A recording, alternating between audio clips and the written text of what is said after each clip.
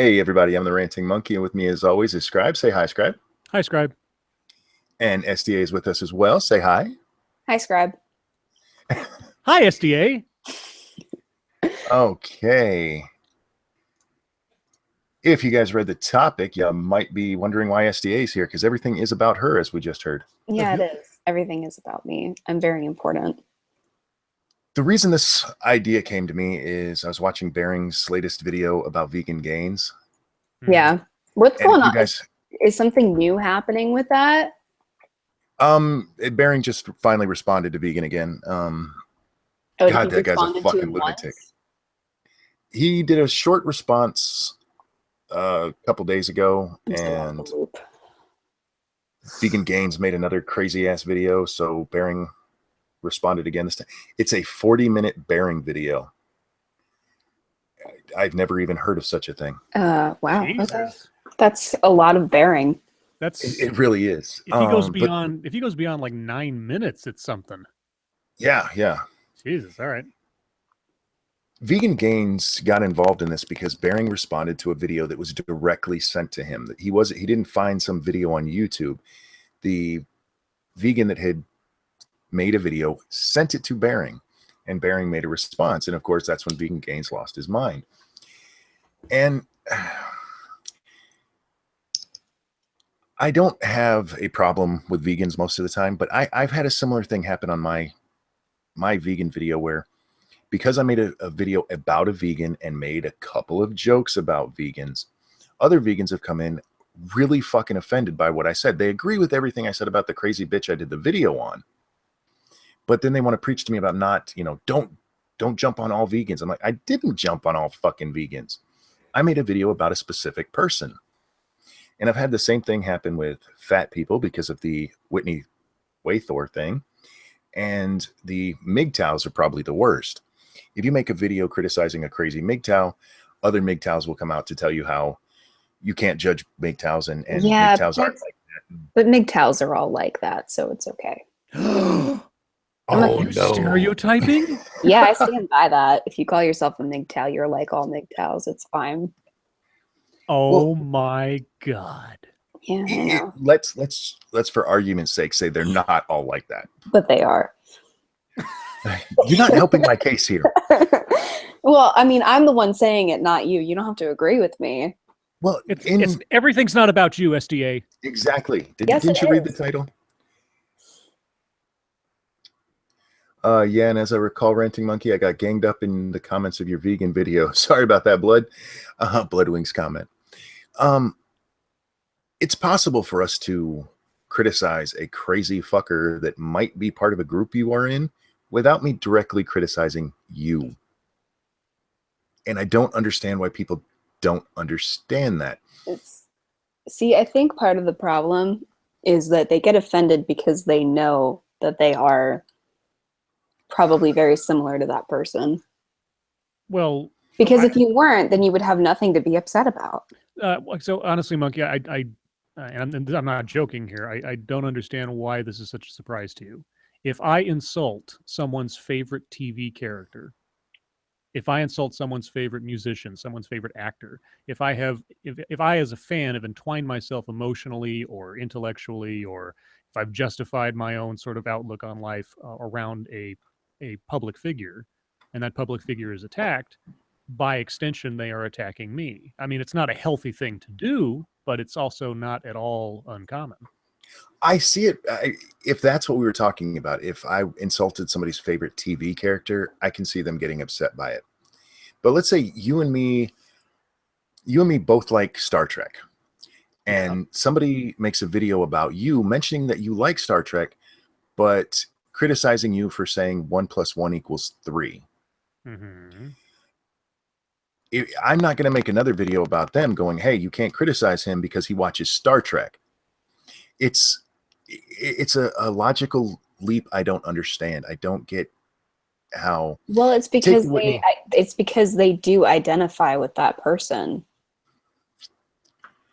But they claim not to. Yeah, because they're idiots. Take the Angry MGTOW video. Most MGTOWs that you talk to on YouTube, the ones that'll actually engage you, will tell you he's a dumbass. I don't like him. But the comments on that video are still, why are you attacking MGTOW? Even though what I did in that video, the first video, I didn't attack MGTOW really. I made one joke about them beating off in the woods. Everything else was directly about how fucking crazy he is. I don't see how, okay, he's a member of my group, which by the way is not a group. How you take that, okay, if somebody supports something that I support and they're fucking crazy, I have no problem with you saying, yeah, that dude's crazy. That doesn't mean the thing that we share in common is necessarily crazy. There's crazy people in every group, and I don't get how people take it so seriously and so personally.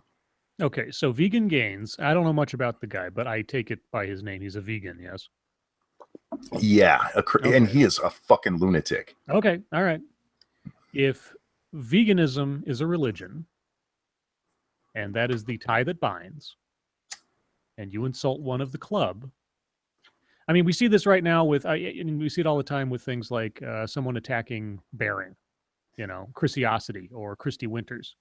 All right. Mm-hmm. It's got nothing to do with anybody but Bearing and Christy Winters, but of course, Bearing's fans will come back and attack Christy, even if they have nothing to do with Christy or ever watched any of her videos. They're attacking their friend.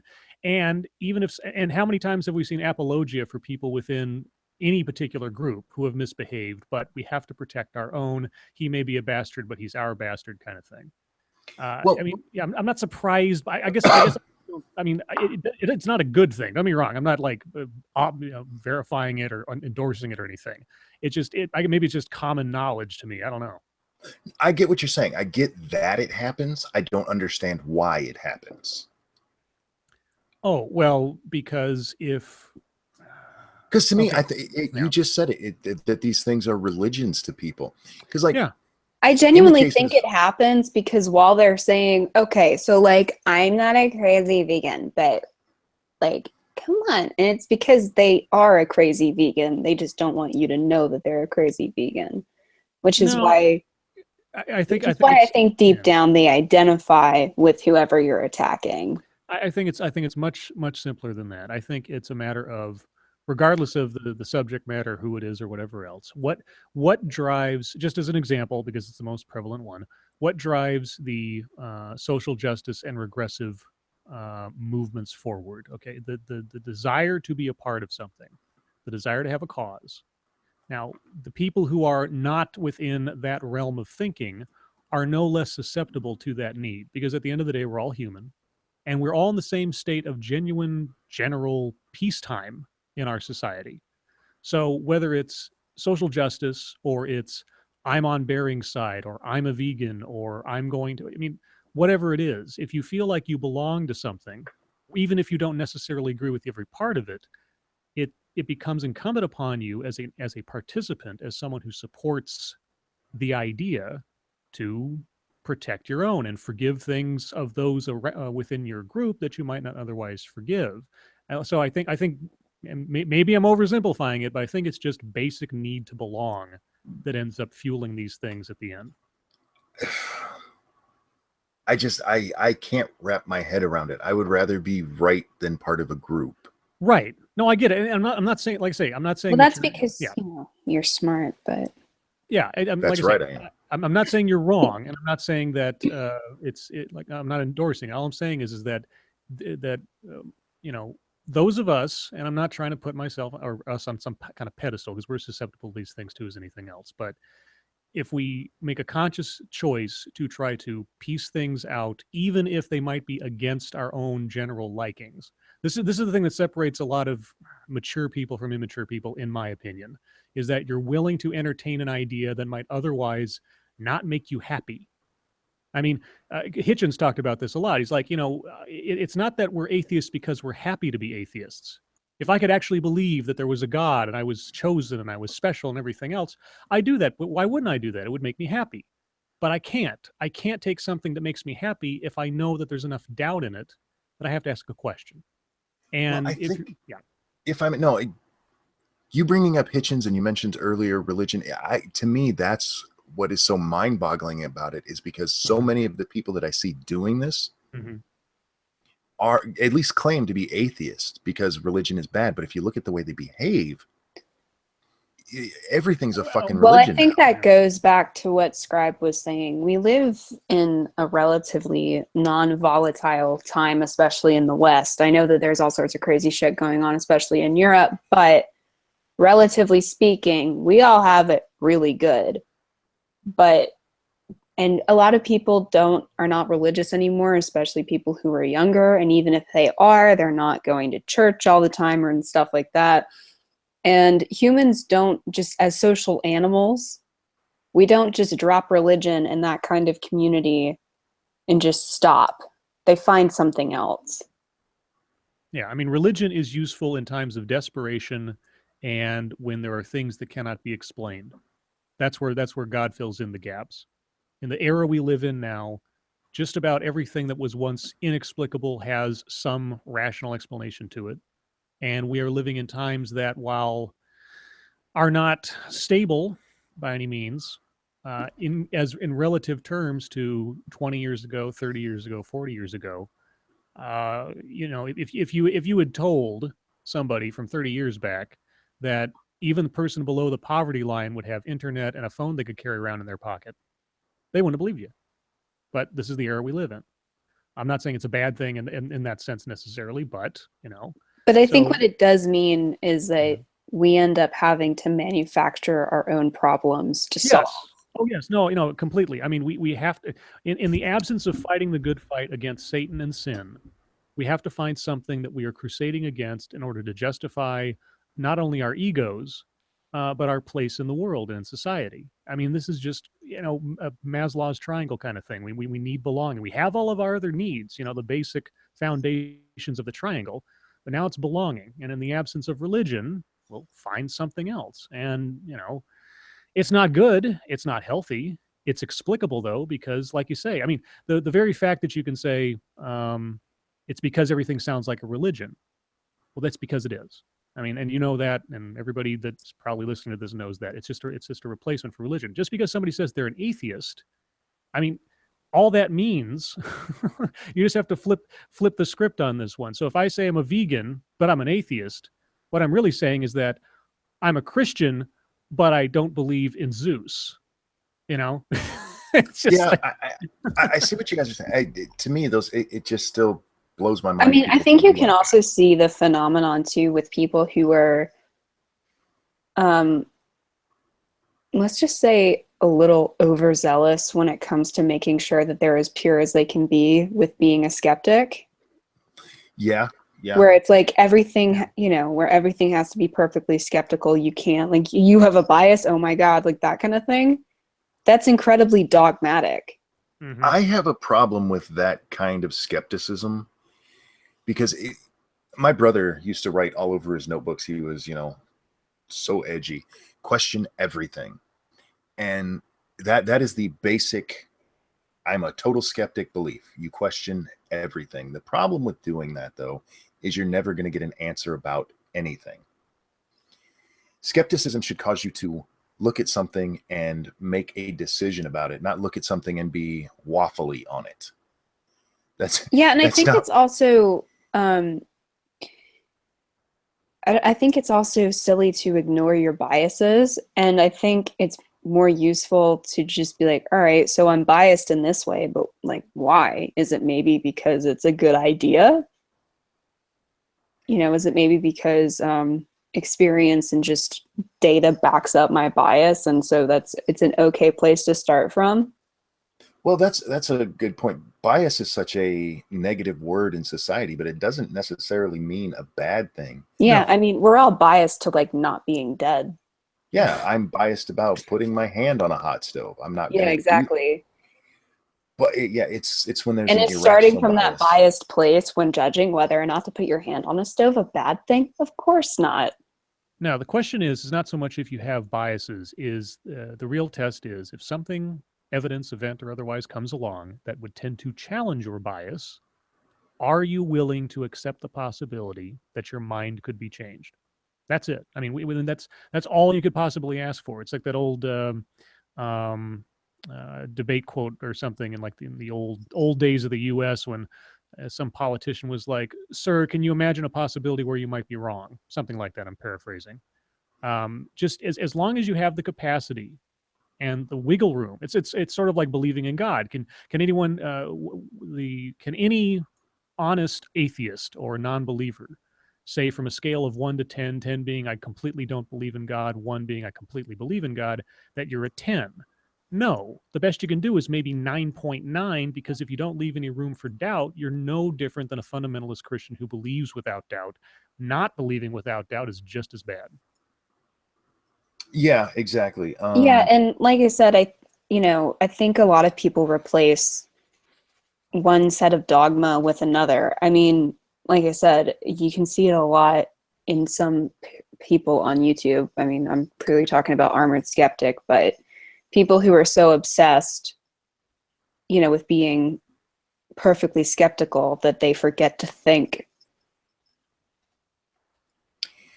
T's video on him, that guy T, was another basis for at least what I'm saying here now, because on the skeptic thing, because he clearly had an opinion, and this whole I'm playing a character thing, I don't buy that shit. I don't buy it either. I mean, because to me, when you have a character, thank you, Thanks, Mash. Mash. Hey.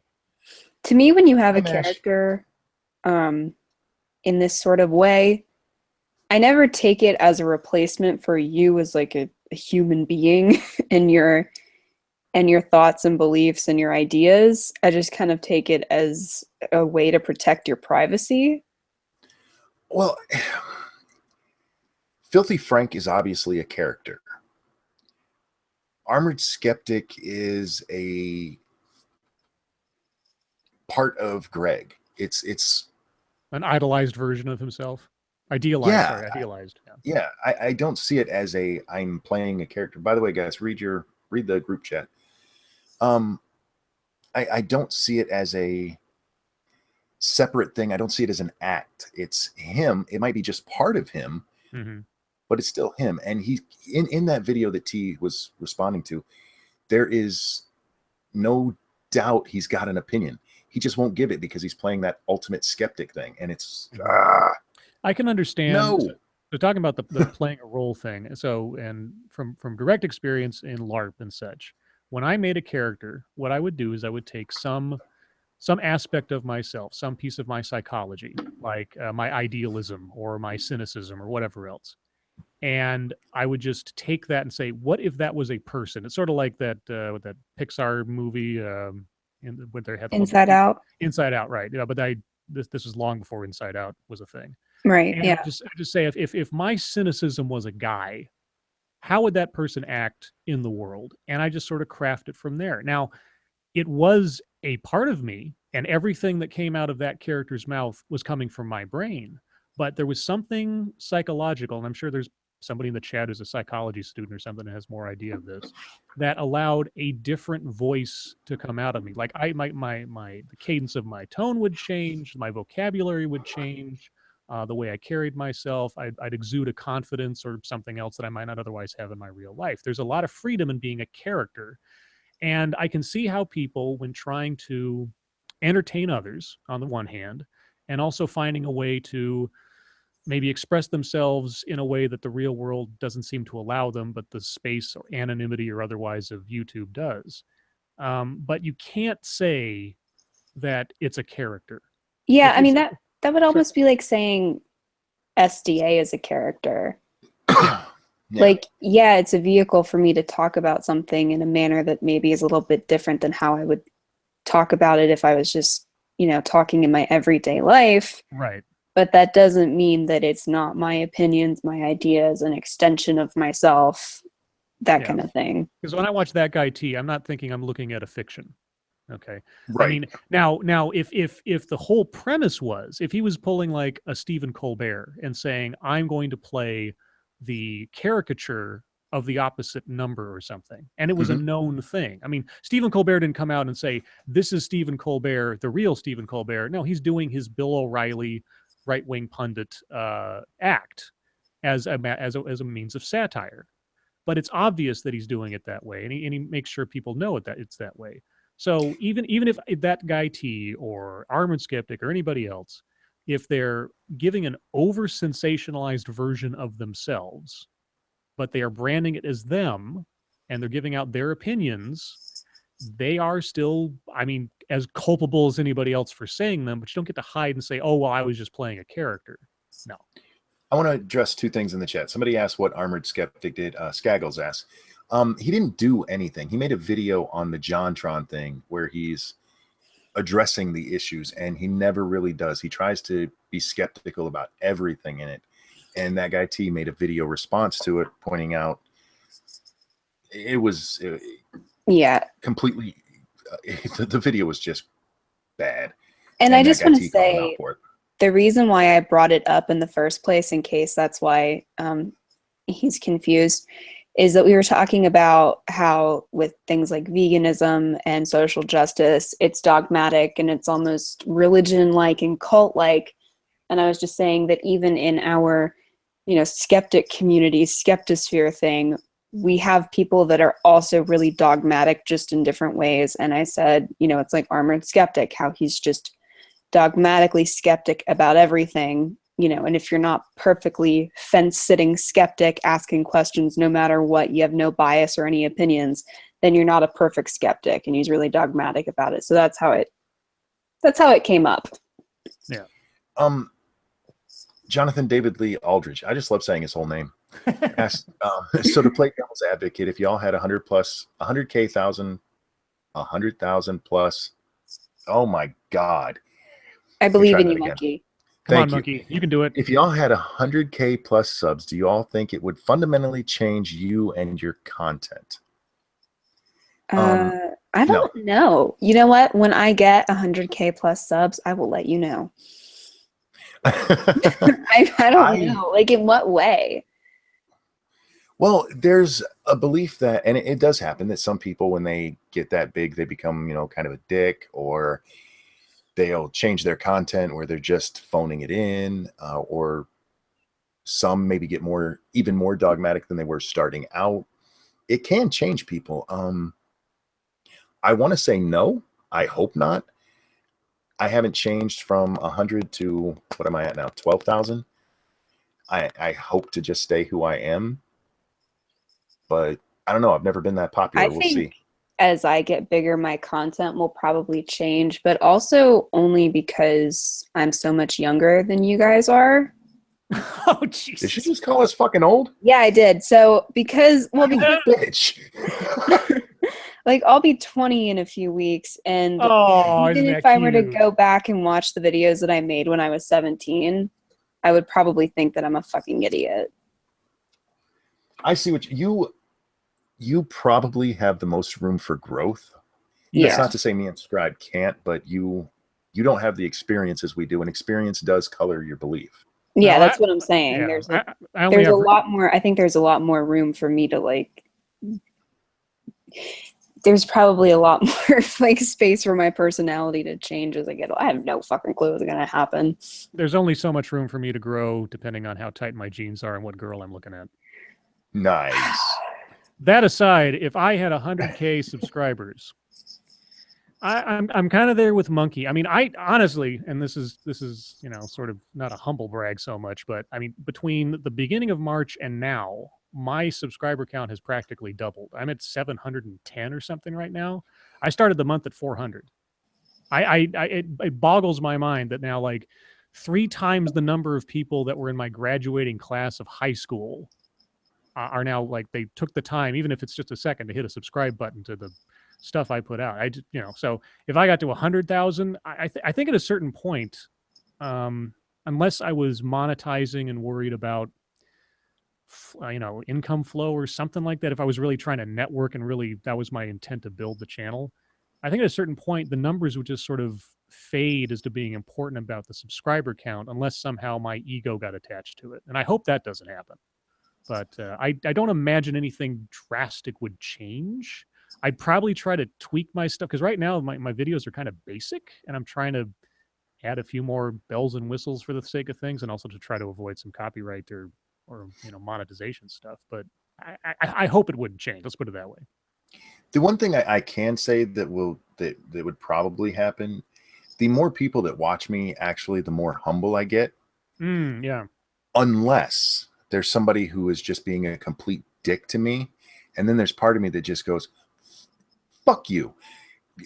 I didn't do this. I mean, yeah, I'm human. I can make mistakes, but look at my channel, bitch.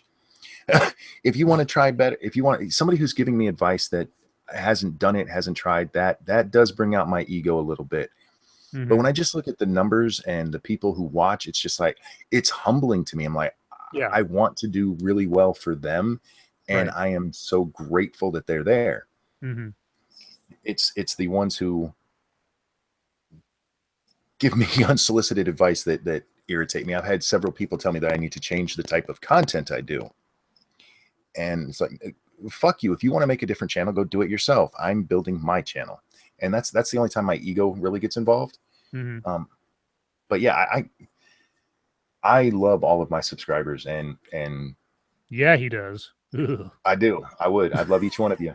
I think one of the things that I would probably do a whole lot more of is asking people to send me kittens on Twitter, because what's so cool now that I have people is that if I ask for kittens, I get kittens, and You've it's got amazing. people.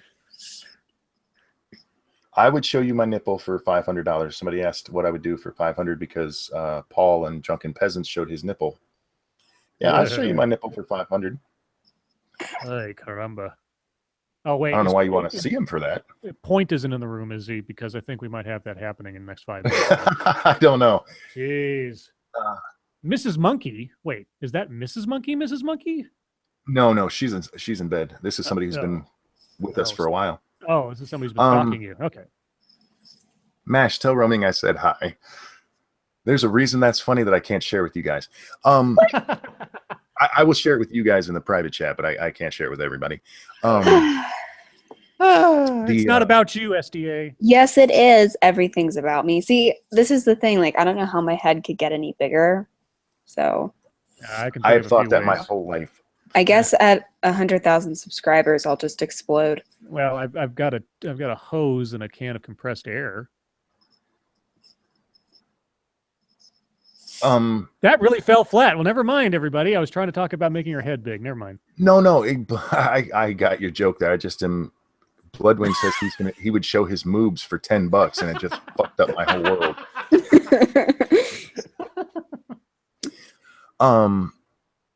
Well, what was I going? Oh, you were talking about, have people send you kittens. I actually had an idea based on Omegon's sandwiches, because he always has women make sandwiches in videos. I want women to send me videos of them eating bananas because I'm a monkey. And if anybody wants to do that, send it to me.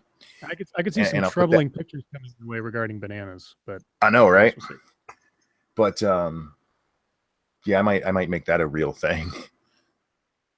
I just don't see. I mean, the problem is I've seen channels do that, and not just channels. Anybody who gets a little bit of fame, and they just change. And so I really want to say no, nothing's going to change, but I've seen it happen to too many people. So I watch myself. But I think I've also seen it not happen to a ton of people as well. Yeah. Which I think is the more important thing to keep in mind. That I think the reason why it's so shocking when it does happen is because it doesn't happen to most people. Well, the thing to remember is, first and foremost, at least in Monkey's case and hopefully in mine, is that, and no, this isn't a dig on SDA, but those of us who have been around a while have some perspective on what life is like without this stuff. And I think that helps to keep us a bit more grounded. Not because we're better people or something, just because, like I say, we have perspective. The other thing too is that, don't believe your own press. Yeah. As many fans as praising you and everything else, just remember where you were at when you were at 50 subs. Even if you get up to 50,000, it hasn't changed.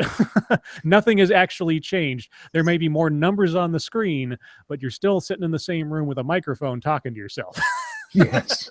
Well, for me, I've said this before. I prefer criticism to praise, because I don't learn from praise unless somebody's going, "You're right," and here's something else you didn't think of.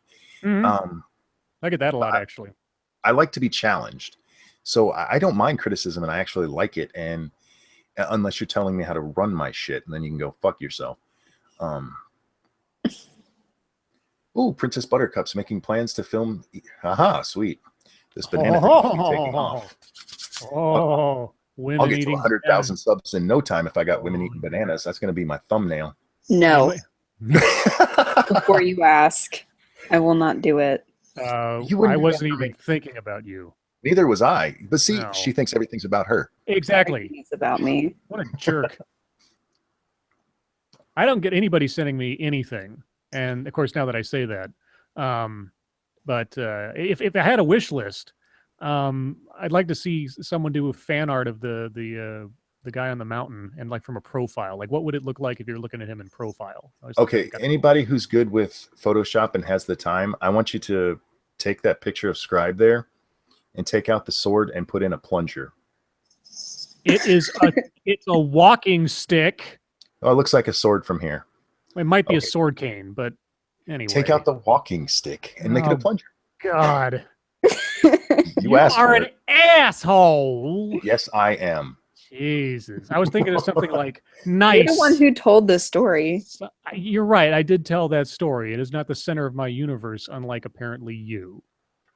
Well, this is the thing. You're a guy, you know this. When you got something on somebody, you have to. I know. No.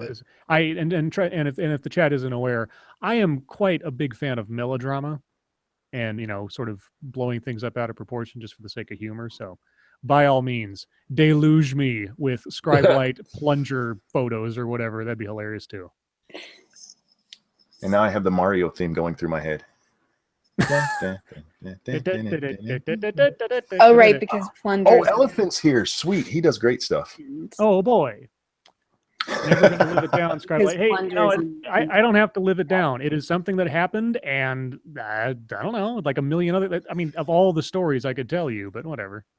That's a great. I mean, come on, that was a great experience for you. It was unique. Had fun that night. It was the first and only time I tried that. And I want to give some context real quick because, like I said, the one thing I do regret about telling that story is the way in which I told it. It came across really weird as I listened back to it. I don't know how. I don't think it can come off good. Yeah. Well, no, it was so. The motivation behind it was part of the at the club. Part of it was, since we're all starving college students with like no money, but we all wanted to be like kinky and stuff, that one of the deals was, how do we make toys and implements at home using just regular household items and stuff? And the pro dominatrix that we had in the group as a mentor, because she was like a lifestyle 24/7 full spectrum, she said, well, I know how you can sort of improvise things without having to spend a lot of money. So every week we'd have like one or two, like do it at home, sort of like, here's how you make, or here's how you tie a knot with this kind of stuff, or here's how you make a zipper with clothespins and string and that kind of thing. And one time they came up with, hey, I saw a porno where like a cop used their billy club on a girl. And I want to get something like that. And the pro dom said, oh, well, those lucite plastic plunger handles you can get at like a Walmart or whatever that have the like little ribbing at the top. Hey, just take one of those, smooth it off, and there you go. It's the exact same thing that you'd use in that situation. Like, oh, okay, and that's where the whole thing started from. Okay. Anyway, so on your second channel, you really need to do a do-it-yourself implements series. Are you trying to tell me how to do my channel? Yes, I am. The fuck are you doing, you motherfucker? Yeah, I'm still trying to figure out what the best balance is, because I want to keep the videos PG. I don't want to get too explicit. And how are you supposed to keep those videos PG? Have you listened to any of them? Oh, you can. Yeah, I have. Okay. Well, I mean, I'm not going to start getting into like sort of like explicit detail on certain things. I'm going to be very sort of as clinical as I can. As far as the making stuff, I feel like in order to do that correctly, I'd have to film myself, or at least like giving an example of how to do it with some things, because it's kind of like, it's like an instructional video, and I don't know. I'm still trying to figure out what topics to cover. You could be the next Lacey Green. That's all I'm saying. What the fuck? I shave my armpits. Thank you very much.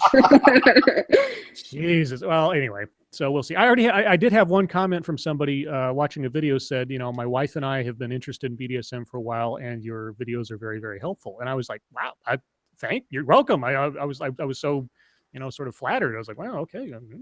I really think that is an excellent idea for a channel. If I was into that kind of stuff, I would steal the idea from you and do it myself. Oh, okay. Wasn't it like a lot of sex ed or like sex ed people are like upset with Lacey Green? I think I saw that somewhere in those types of sex education channels. Oh, I have no idea. I don't. The only Lacey Green I've ever really seen are people's response videos to her. I don't know that I've ever actually gone out of my way to watch her stuff directly. There was a New York Times article about them and how none of the ones on YouTube have any fucking training to be teaching sex ed. Yeah, I think that's what I saw, where it was like, people who are actually trained to do it are like, these people have no fucking clue what they're talking about. Skaggles wants to know where to send fan art. You can hit us on Twitter with that, or if you want to email it to me, it's monkey@therantingmonkey.com.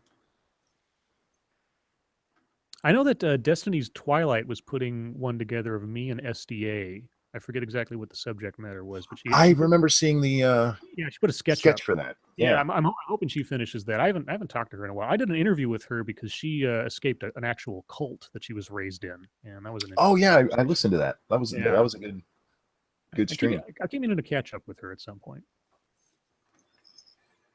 No one is more annoying than Riley Dennis. I agree, Mash. That's. Oh, sorry to. Did you guys see the tweet that Kat Black put out just a little while ago? Nope. I didn't. I saw somebody mention it, but I didn't read it. Yeah, she just put out a tweet that said YouTube is shooting themselves in the foot, and I immediately replied back and said I completely agree. And then I think Sinatra or somebody said, "Is Kat Black coming over to our side?" And I said, "Well, a common foe makes strange bedfellows." So I mean. Not that it means a whole lot of anything, but it was just sort of interesting that, it's not. I mean, we're not the only ones upset, so we can all feel united in that sense. Well, what are they? What exactly is it that they're upset about? Them demonetizing us. Oh yeah, party kitty cat. Well, queer kid stuff is not demonetized. Somebody responding to queer kid stuff is demonetized. It's like, okay. Honestly. Like, I get the ISIS videos and the things that are actually promoting terrorism, but I think I think it needs to get to a point where it's like, if you're going to advertise on YouTube, then you're okay with advertising on YouTube. Yeah, and we discussed this on the stream last night, I believe. But if you want to get your name out there, you want to get your product out there, you want to go to the big channels that are selling merchandise, that are getting views. That's how YouTube works. And actually, unlike traditional media, if somebody does something really controversial, that's actually going to help you out as an advertiser, because more people are going to see that. Well, yeah, like I said, how do people go viral? Sorry, go ahead. That was it's like, how do people go viral? Almost always it's because it's controversial shit. And the other thing is, like, I get it with the ISIS videos because, whatever it was, like McDonald's, Sunny D, whatever, it was like, like, buy McDonald's, Allahu Akbar. Like, I get why you're upset. I get it. And if YouTube doesn't want, Islamic State videos up, then fine. But I think beyond that, beyond literally encouraging terrorism, which is something that would actually be a felony in the US anyway, I think that it should just be like, yes, you're going to sign up to advertise on YouTube, and that's it. Just leave it at that. Either you want to advertise on the platform or you don't. Well, that's a failing on YouTube's part, because the videos like the ISIS ones, those shouldn't be on here. If those don't violate the rules need to be fixed. Well, yeah, that's what I'm saying. This is advocating for fucking terrorism. That shouldn't even be on the platform. Which again would be it would be a crime in the US where YouTube is based. So you have every reason to take it down. But other than that, when somebody talks about the news, like, get the fuck over it. Well, the thing I don't understand, well, maybe I guess I do understand it. The values of network television are being applied to the internet, which is a completely backwards way of thinking about it. Because at this stage of the game, anybody who's been on the internet for any period of time knows it is still the wild, wild west as far as what you can find, when you can find it, and how easy it is to find it. A couple of button clicks, and I can see all the porn I could possibly have ever wished for when I was 12 and before all this internet stuff started. It's like having a million Hustler magazines at my fingertips, literally or figuratively. And it's not the same world as when there were 3 channels and there was an FCC standards guide and what you could do with dead air or not. Somebody, whether it's YouTube or someone else, the people who finally figure out that, okay, the internet's just its own monster, and you just kind of have to try to ride it with the reins in place and not try to control it, you know? Well, the other thing is that if you're watching Fox News, right, or any other news network that has advertising, if a terrorist attack happens, they don't just stop advertising. Right. So those say, so a Tide commercial can come on while I'm watching coverage on CNN of people blowing themselves up. But if I talk about it, Tide doesn't want anything to do with me. Like, are you sure? Because they deal with unsavory situations all the time, and even like violence and gore and like all that kind of stuff. AMC has advertisers right after somebody's head gets bashed in. Well, yeah, and also, I mean, would you put your advertising on a program that has grown men coming at each other and giving each other brain damage? Oh, wait, that's the Super Bowl. I mean, it's so freaking hypocritical of these. Yeah, guys exactly. Like, oh, when they say, well, it's not advertiser friendly, I'm like, and anything else on network television really is a show about drugs, a show about teen pregnancy, a show about vampires ripping each other's hearts out and throats out. That's advertiser friendly. And me talking about the news isn't. Really? Maybe you're just full of shit. Somebody in chat, just to switch things up a little bit, Scott Wilson said, Monkey, you used to watch the scrambled premium channels to try and glean a boob back in the 80s. Oh, hell yes, I did. Oh, he's talking to you. I don't know about you. When we lived in Chicago, a premium cable channel came out called Spectrum, and you could watch it without the box that you were supposed to have, but it was just you couldn't tell what was going on, but it was the picture a little offset with the colors all fucked up, and I saw more alien looking boobs than you could shake a stick at. And I loved it.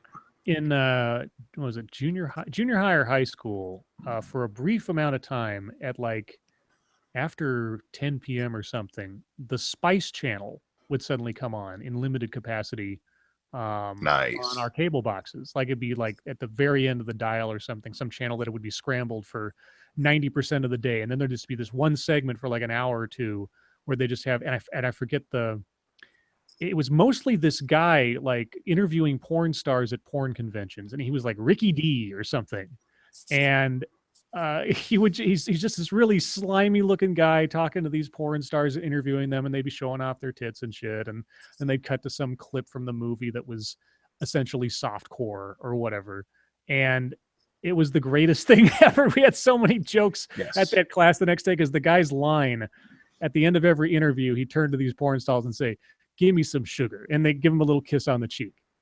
And so at school next day, they're like, "Give me some sugar." This is so cool. And there's Scribe's first T-shirt. Give me some sugar. Oh God, I wish I had a cool catchphrase. You have like one of the best catchphrases ever. You I love it. That one. Yeah, you. I did. That one. The only thing I say with any regularity is like I'll repeat back something ridiculous someone has said, and then I'll just long pause, and then I'll just say, "Got it." It's just like. I mean, my outro. I owe that. Like something that gets repeated. I owe my catchphrase to Free Bleeding. Oh, right. That's right. You mentioned that before. That's the video it started in. Yeah. So I owe BuzzFeed for that one. Don't say that out loud. I think you just signed a contract. Yeah, fuck BuzzFeed. The only thing they're good for is content. And I'm sorry, SD, I talked over you. What were you saying about the end of your videos? Oh, I always just say, but hey, I'm just some dumb American, blah, blah, blah. Blah, blah, blah. Yeah. But hey, I'm just some dumb American to be a good shirt. Blah, blah, too. blah is a great catchphrase. Yeah, Blah, blah, thanks. Right. Blah, blah, blah. I Blah, really blah, blah. like it when I'm validated by older men. It makes me happy. Yeah, we know that about you. Yeah. I mean, so for some reason, you keep coming back onto the stream every time. I don't know. So you must like something about it. It's the older man thing. Mm-hmm. She's got that November, December relationship kind of thing. You know, when I was little and I first heard that, I was like, I don't get it. I thought it was based on actual birthdays. Like one was born in May. I and have December. no idea what that means either. Well, It means summer, winter relationship, November, December basically means like one person is decidedly younger than the other person in the relationship. That's all it means. Yeah. Okay. There was something I was going to respond to in the chats. So you guys keep talking. I want to go back. Blah, blah, blah. Well, here's a question for you. Based on the scrambled porn and advertisers, do you think if advertisers could do it, that they would chance to advertise during Game of Thrones? Why the hell wouldn't you? Hell yeah, they would. And look at what all is in that show. Oh yeah. Well, this is, like I said, this is why I'm calling bullshit on it's not advertiser friendly. Like, since when? Well, network television has been getting raunchier and bloodier every year. Now here's the thing, as long as I've been alive. If what, the Game of Thrones is that Showtime or HBO? I HBO. HBO. Okay, so yeah, so if HBO actually did ads, people would put ads on there, but I would be curious to see which companies would put their ads on there. I'm sure people would put ads on there, but are we talking like Jack Daniels and Excalibur cutlery stores or something? I don't know, because even if they could, I don't think the mainstream guys would touch it anyway. Because as soon as that one controversial show comes up where somebody gets their head cut off or their clit cut off or they're raped or something, as soon as a controversy pops up, you're going to have the same shit that was going on with Married with Children back in the 90s, except that this time the network, the advertisers will listen and like cow to it. Well, here's the thing. Even with a show that's raunchy or something, it goes with no problem until somebody whines about it. These companies have no problem advertising on there until somebody throws a fit. And then suddenly, oh yeah, we're sorry, we didn't mean to be associated with this highly popular show that got our product lots of attention. Well, that's the thing. I think the other thing that people, I mean, what are you going to do? There's outrage culture everywhere. But I think the other thing that people need to chill the fuck out about is like, yeah, advertisers going to advertise. Shut up. Yeah. And guys, I don't know why I'm jingling. I don't have any jewelry on. She's just sparkly. That's the sound of her sparkles. Yeah. It makes any sense that there's nothing that you're either near or wearing or doing that is making that sound. You're using a mic attached to your headphones, right? Yeah. Are you wearing a shirt that it's laying against? No.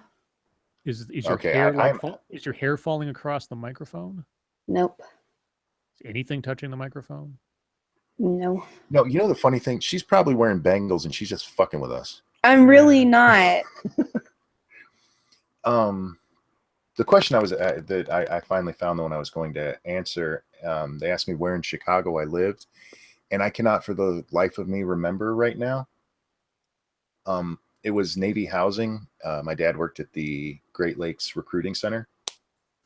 The name will come to me if you hadn't have asked. It's like when Scribe asks me a question. I'd know it if you didn't ask.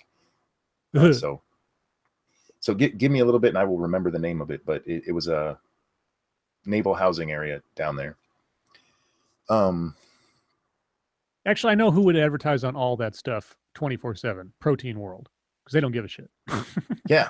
Well, and what's funny is that seems to be, as far as the actual public is concerned, the best approach is to just be like, yeah, we did the advertises. Yeah. So what? I would love it.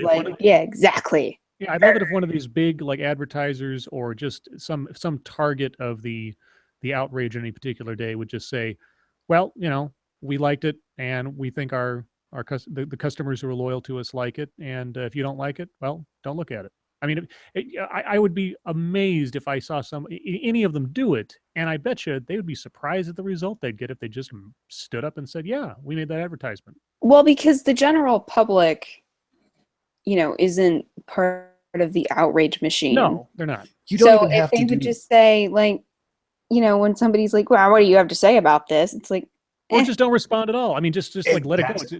Yeah, I mean, just say nothing. It. Yeah, exactly. Yeah. Ignore it or go away, kind of thing. Yeah.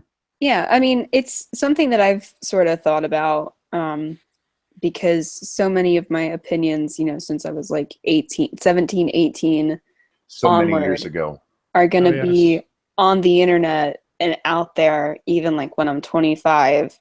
Oh, and I'm just 25.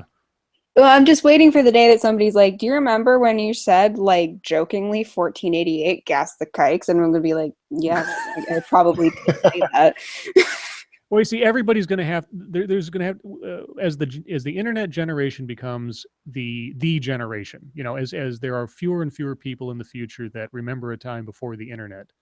The idea that what you said in the past damns you in the present is going to have to go away because everybody will be guilty. A new standard of what actually applies. I mean, it's the only way it can go. It's the only way, because unless you're an absolute Luddite, or you watch every single word and every single opinion you've ever put on yourself and self-censor for your entire life, you're going to have posted something, drawn something, said something, whatever, that is going to haunt you in some way later on in the future. And that's just going to be common now. I mean, if you post a picture to your iPhone, oh God, it's not going anywhere. It's going to be permanent. Jennifer Lawrence's pictures aren't going anywhere, even if she didn't want them to be out there.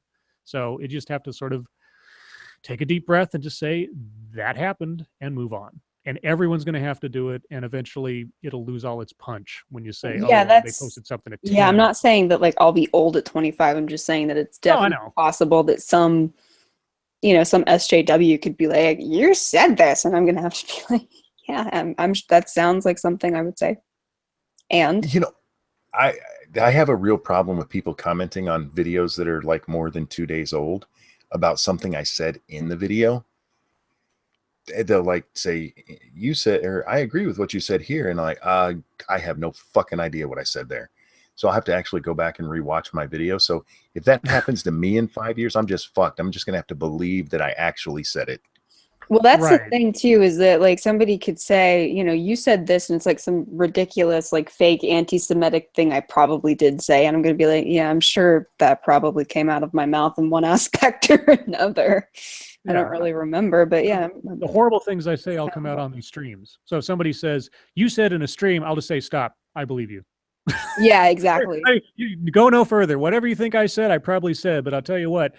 I am rarely a serious person on streams. So if you want to go back and tell me time code, which video it was that I said it, let's listen to it in context together. But you get to go to the effort of doing that for me. Okay, thanks. Yeah, I mean, that is one of the benefits, is that the craziest shit that comes out of my mouth, it usually comes out about 2.5 hours into a stream. So somebody would have to listen to a lot of streams for a really long time to get the good stuff out of me. The good stuff, huh? You would care to quantify that?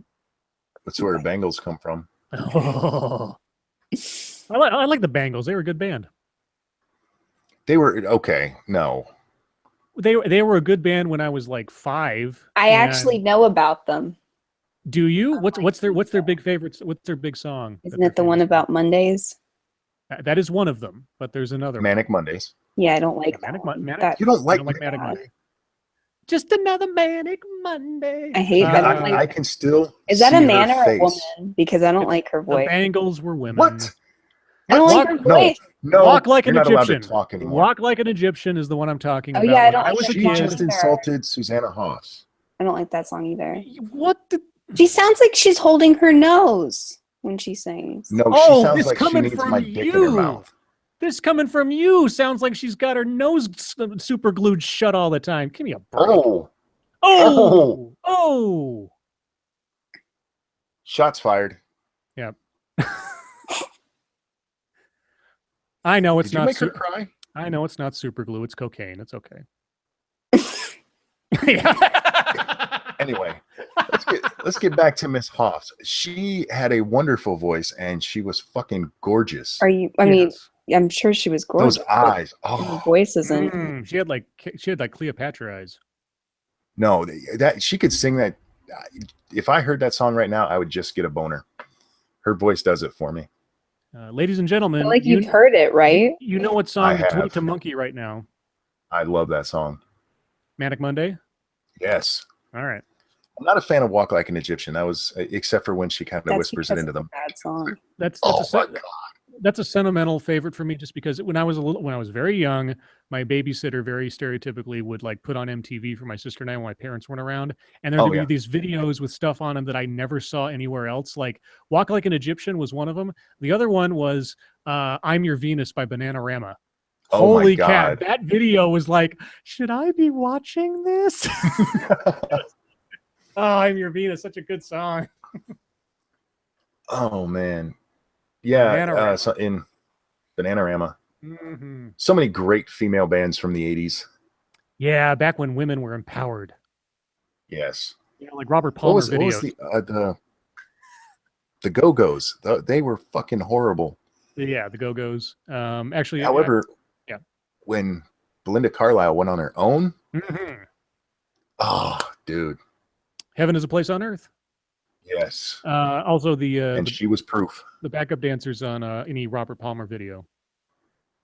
Yeah, he had a way of picking them. That was the honestly, and to be, I mean, not serious, but to be on topic, I guess, for a minute. That was the first time I ever recall when I was young, when I saw a story that ran about the objectification of women.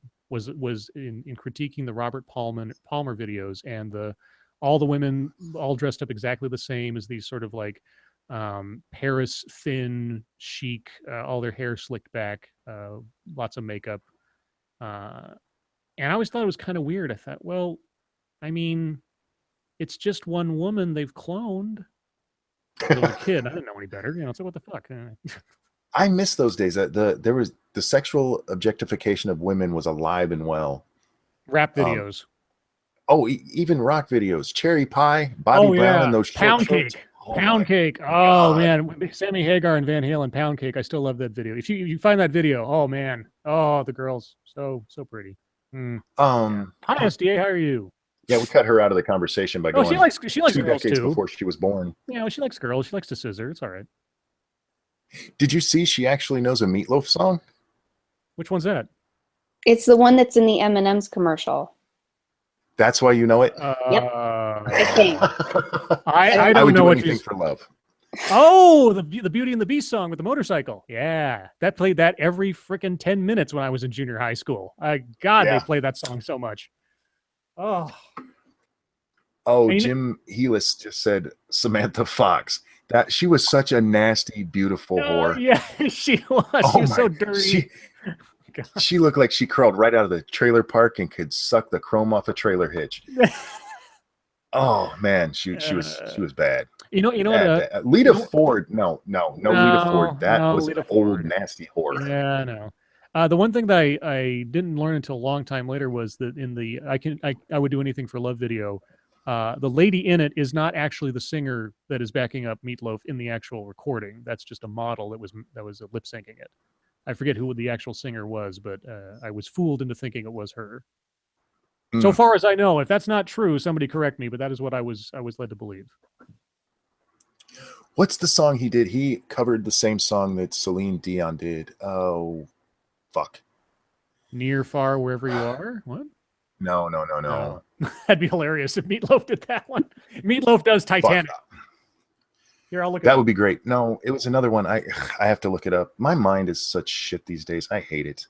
It's all coming back to me now. Yes, that's it. Yeah, the chick in that video is badass. And I'm pretty sure that's pretty sure that's her singing it. And I love that version so much better than the Celine Dion one. As we talked about the one day, it has the perfect power ballad voice. Oh yes, he's opera level power. Yes, he just doesn't go in your mouth, right, SDA? Right. It's the only thing I have to contribute to that part of the conversation. All right, what do you want to talk about, SDA? I don't know. Somebody in chat said Michael J. Michael J. Fox porn would be funny to see. Yeah, he's his own human vibrator. Just That's lay him not on top of a nice. woman. Oh man, that's horrible. That's like Rush Limbaugh levels of hilarity right there. Yeah, that's just bad. Yeah, that was bad. Does Rush Limbaugh have? No, Rush Limbaugh. So a few years ago, Michael J. Fox put out a PSA about something. I think it was about Obama or something. It was some political thing. Oh no, it was an endorsement of Claire McCaskill. That's what it was, because she was running for Senate, I think, at the time.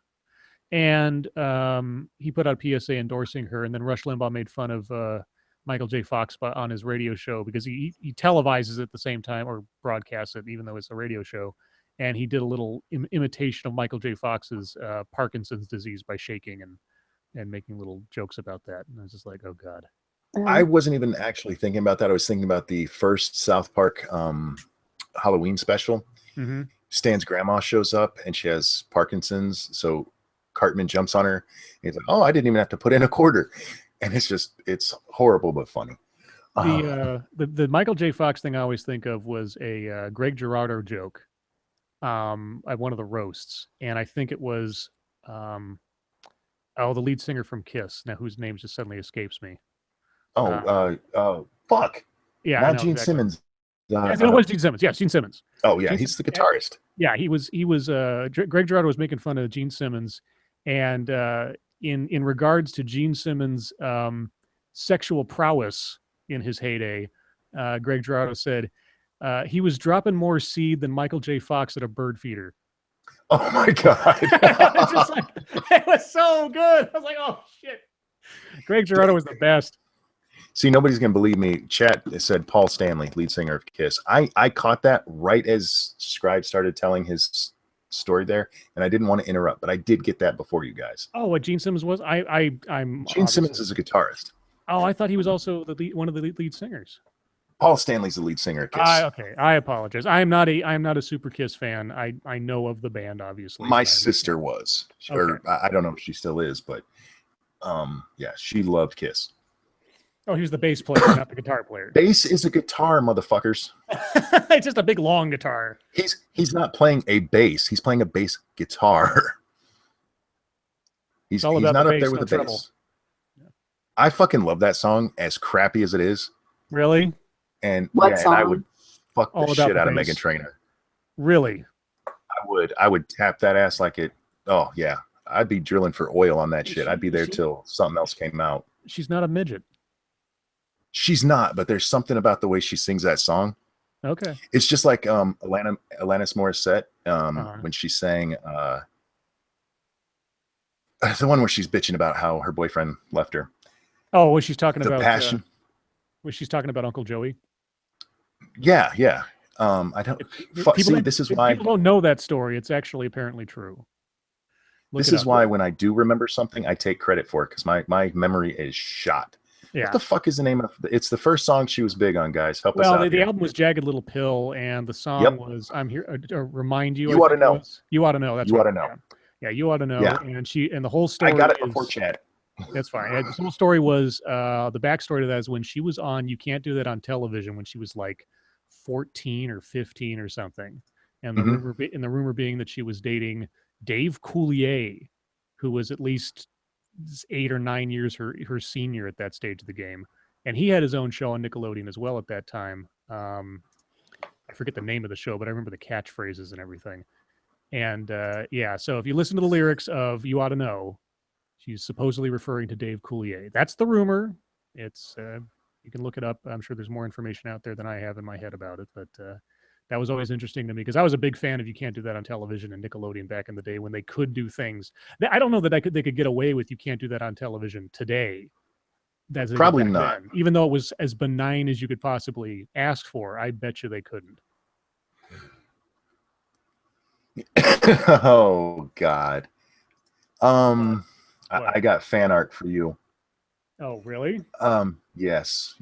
What? It was emailed to me. I'm going to Skaggles. I got that. That is my email address. I have to get it so I can upload it to Twitter. I got to pass this one around on Twitter. I just got it's an infographic: potato or Amy Schumer. Hard to tell. Exactly. I retweeted it. You can look at it if you want to.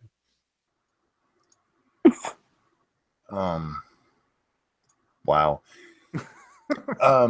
Where were we at? Oh, you were talking about the Alanis Morissette and how that was Uncle Joey, right? Yes, Dave Coulier. I didn't watch the show. Yeah, Dave Coulier became Uncle Joey on Full House. But it's so weird to think that she wrote that song about him. I know Uncle Joey. Mm-hmm. I know who that is. Yeah, it was kind of weird at the time because I found that out a long time ago. And can you all see my screen there? Oh, hold on.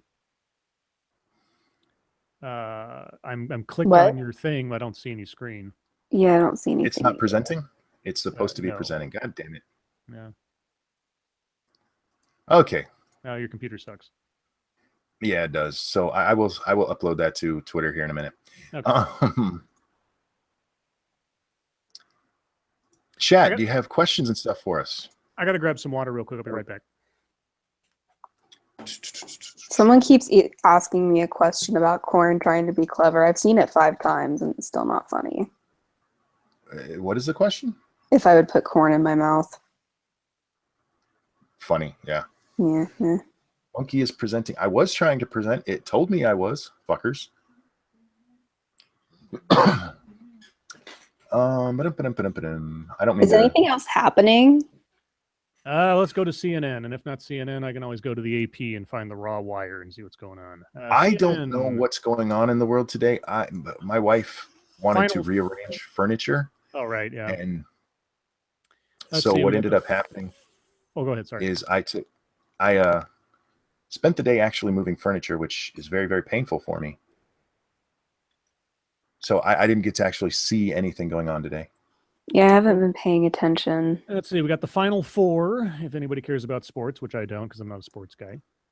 I love sports. I just don't give a shit about college basketball. Let's see. Trump and Ryan hold calls. GOP holds breath. Healthcare defeat puts spotlight on Trump-Ryan relationship as GOP agenda hangs in the balance. So that was true 2 days ago. It isn't really new news today, but of course it's Sunday. Well, here that brings up an interesting point. Do you think that the Republicans will put more emphasis on passing stuff now that that one fell apart so spectacularly? It all depends on whether or not Trump and Ryan can come to some kind of agreement, because if there's going to be a rift between those guys, and again, I have a sort of back in my head theory that Ryan isn't all that upset that it fell through and that Trump's going to have to take a lot of the heat for it. And especially if he doesn't want to be in the speaker's job to begin with, this might be a win-win for him. It's like, well, I guess it's time for me to leave. And also Trump failed. So I'll just go over here and be the smart guy for a while. Yeah. I just am curious if he's going to put his own, Ryan, put his own political career ahead of making sure the Republicans hold on to the House, because if they don't do something that will get people to vote for them, they're screwed. We got Scribe with a plunger. Plunger above the sea fog. Oh, that's a clean replace. I'll give you credit for that one. You can't even tell that the walking stick was there to begin with. Good job. What else we got in the news there? Credit where credit is due. Let's see. We have the Ohio club shooting, which was not terrorist related. I've noticed the last couple of times there's been a shooting somewhere. The first thing in below the headline they'll say is that police do not believe it is terrorist related. Like they have to make sure they point that out ahead of time now, it's a more sign of the times than I think most people realize, is that we have to make that clear ahead of time. This is not terrorism related. Whereas if terrorism was the motivation behind it, that was a big thing back in the day. Now it's so commonplace. Wait, what happened in what? So there was a shooting in Ohio, an Ohio nightclub, 1 killed, 15 wounded. Let's see. Shortly after 1 a.m. Sunday at the packed Cameo nightclub in Cincinnati, a DJ called for security over and over. One man recalled later. 4 off-duty police officers were outside of the parking lot. To get in, clubgoers had been searched with an electronic wand to detect hidden weapons. Still, the witnesses told CNN that they heard about 20 gunshots in the club. 1 person was killed and 15 wounded. Police said several people had been able to clearly see he's not guns. very good at aiming. A crowded club and everything else. Well, I mean, I'm sorry, a crowded club. How do you manage to only kill one person? Anyway, I'm going to stop talking. I'm glad he was such a lousy shot. SDA, what's wrong with you? I don't know. Anyway, so that happened, but like I'm not okay. Let me just real quick. I'm not upset that people lived. Let me just clarify. This is one of those things. I'm just surprised that he managed to hit 16 people and only one of them did the croaks. That's all I'm saying. Here's the thing. It was apparently over an argument. So the person that was killed may have been the person who was the center of the argument, and the rest were just sort of like random rage shootings and not something that was intended. So who knows? Okay, sorry. Let's see. Going to the AP wire for anything exciting. Give me a minute. No, this is one of those things you're going to have to answer for when you're 25. Yeah, exactly. I know. Don't try running for office now. Well, this is part of the reason why I don't want to run for office. Oh, here we go. Your former home state of Illinois. Illinois considers legalizing marijuana for a fiscal boost. I can't believe more states haven't already jumped on that. I'm surprised that, honestly, I mean, the Midwest I thought would be the last to go, but Illinois, considering it, that says something. Let's see. Well, you also have to look at the demographics. I mean, you have big cities in every state, so those tend to be liberal even if the state isn't, and it'll at least get a boost and a push. I mean, let's see. 2 Illinois state lawmakers introduced legislation last week that would allow residents 21 and older to possess, grow, or buy up to an ounce, 28 grams of marijuana, and licensed businesses to sell marijuana products subject to regulation. They say they would help fill the Illinois multi-billion-dollar budget hole with $350 to $700 million in new tax revenue. So if Chicago goes, so to speak, so goes the national laws? You know, they need to legalize it in Chicago so them fuckers will chill out and stop shooting each other. They need to just pump that shit into the air for about 2 years straight. I wonder if they do legalize it, that'd be the other thing, to see what happens to the crime rates within 6 months thereafter. Yeah, I mean, not only the homicide deaths, the shooting over drugs and stuff, because obviously there are other drugs being dealt around there, but you take marijuana out of the picture, I wonder. That would be an interesting thing to see. How much support do they have for it, I wonder. Just scanning over it. It looks like it does. It's not an out and out fail. At least it looks like it has several people in support of it. So, but of course, and as the closing paragraphs points out, the proposal is launching at a time when the federal government, which still lists marijuana as an illegal drug, is considering ramping up enforcement against recreational use. Attorney General Jeff Sessions said last month his department is reviewing an Obama administration memo that gave states flexibility in passing marijuana laws. Yeah, I'm not in favor of that kind of shit. They need to do it legally the way they did with medical marijuana. But let's see. Speaking of marijuana happy states, Colorado, rocks and Bible thrown through windows of Colorado mosque.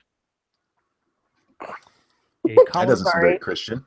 Yeah, Colorado mosque was vandalized early Sunday when someone threw rocks and a Bible through the window of the Islamic Center of Fort Collins. Islamic Center President Tawfiq Abolali says video footage from a security camera showed a man in his late 20s or early 30s trying to break into the mosque at about 4 a.m. So it's one guy, so some jerk. Okay, well. Wait, he was trying to break in and he threw a Bible through the window? He was probably trying to do something else inside the building and then just gave up and went for the cheap way of just throwing a Bible through the window. But if that's your plan to go, fuck up this mosque and go inside, do whatever to it, you bring a Bible with you? Well, I don't think we're dealing with some intellectual giant here, just to start off with. Well, this is gonna. I got to tell a Walmart story here. Oh, part of my job was to sometimes sit in with the we called them AP, the asset protection, the security guards there that stop shoplifters. And you will be amazed how many people shoplift at Walmart carrying illegal drugs on them. So they're going to get a misdemeanor shoplifting charge, and that would be all it is. But they're not smart enough to leave their weed or worse in the fucking car. So they get stopped there. The police get called when they then get searched. And now they all have to go, or now they got to go to jail for a real charge. If you guys are going to commit a crime, don't commit multiple ones at once. That's Monkey's advice for today. Thank you, Monkey. You're a criminal mastermind. I'm a giver. I don't understand why this guy had a Bible with him. Oh, well, because he was trying to make a point. He was probably going to plant it there. He threw it in the window to make a point. That was the whole idea. He was probably trying to break in to like set it up somewhere, put it on a shelf, or put it on their podium or something, just to piss him off. Okay, I guess I could get that. Yeah. If he was going to use that as part of his master plan to whatever he's going to do to the mosque, okay, I guess. Yeah, I mean that's my thought is he was trying to break in so he could replace their Quran with a Bible on whatever. But since he couldn't get the door open, he went for just breaking a window and throwing the thing through the window. Like, ta-da. I want another Walmart story. You have to earn it. One of my favorites, these two guys that we stopped, they are just grungy looking fuckers. You can tell they are meth addicts. They their teeth are rotting out. They look just horrible. They got stopped because AP was watching them and saw them pocket a bottle of cough syrup. They had 14 bottles of cough syrup between the two of them. Oh my God. It gets better. We were in the little room there waiting for the police for probably 45 minutes. And the AP guy, he goes, "Why are you guys stealing this stuff?" And there's two chairs sitting next to each other and they're sitting there. And the guy on the right points to the one on the left and goes, "Well, he has a bad cough and can't get any medicine." Now we are in there for 45 minutes. This fucker hasn't coughed one time. He hasn't wheezed, nothing. But he needed 14 goddamn, that was his excuse, 14 bottles of cough syrup for his friend beside him who wasn't coughing. Was there codeine? No. And then there was another one. This chick was funny as shit. Isn't that because you can like use it to make meth, right? You can, or you can, if you get the right stuff, you can just drink it and get a cheap high off of it. Okay. SDA is bad at drugs. That's a good thing. That's a good thing. This is for shoplifting, and she's just crying the whole time she's in there. And about halfway through, she does a thing, and then she just kind of mellows out, and she goes, I only did this because all my friends said I could steal here. I will give you their names if you let me go. Oh, all your friends, huh? Yeah, you're a good friend. So I apparently missed the story that this story is referring to because it's sort of one of those things that comes out after the fact. But antidepressant dose doubled before girl streamed her suicide. Ooh. What? A month. So again, they're talking about an event in past tense. A month before a South Florida foster child live streamed her suicide on Facebook Live, a doctor doubled her dosage of an antidepressant. The Miami Herald reported Sunday that Zoloft was the antidepressant prescribed to 14-year-old Nika Venant. That's probably why she killed herself. Because of that name. And it has a critical warning that increases the risk of suicide in children. Oh, so a doctor prescribed a drug that had a known side effect of increasing suicide risk in children to a 14-year-old and doubled the dose, by the way. I was given Zoloft at 14. All of these antidepressants have a side effect of, well, let me rephrase that. Most of the ones I've seen have a side effect of possibly increasing suicide. Well, so just as somebody who can't take antidepressants because they immediately make me suicidal, when you're depressed and an antidepressant makes you more depressed, it's actually really hard to tell because you're already fucked in the head. So it masks it. Well, so you feeling worse, you don't immediately go, "Oh, it's the drugs." It takes you a while to feel that way. Usually you'll take it as it's not working and you need more, if that makes sense. Thank you, Robert. Thanks, Robert. Said, "Hi, Monkey. Hi, SDA. Hi, guy I don't know." The guy you don't know is Scribe. Scribe Light. You need to look him up. He's got a great channel. I don't have as many subscribers as these other two, but my mom says I'm cool. What the hell does your mom know? Not much. And it actually she knows she loves me. Thanks, Monkey. It actually took me a Nice. couple of years to realize that antidepressants were what was making me suicidal. Well, I'm just see, more this is the disturbed by thing. I have a question about antidepressants, and I don't know if this works or not, because the one I'm on, it doesn't seem to change my mood all that much, but I can tell that I really don't give a fuck. And I wonder if giving that something that makes you not really give a fuck is a good thing to give to somebody who might be suicidal. If they're depressed, I mean, that's a natural progression there. So maybe giving them something to care more would be a better idea. Well, the weird thing was that I got treatment, and part of that treatment eventually was antidepressants. And then after that, I became suicidal. So we kept playing with antidepressants, which made me more suicidal. Um, so sometimes, like, it can escalate to that point. And like I said, you just, for whatever reason, it doesn't hit you that it's the meds and not you. I blame the Um, meds for everything.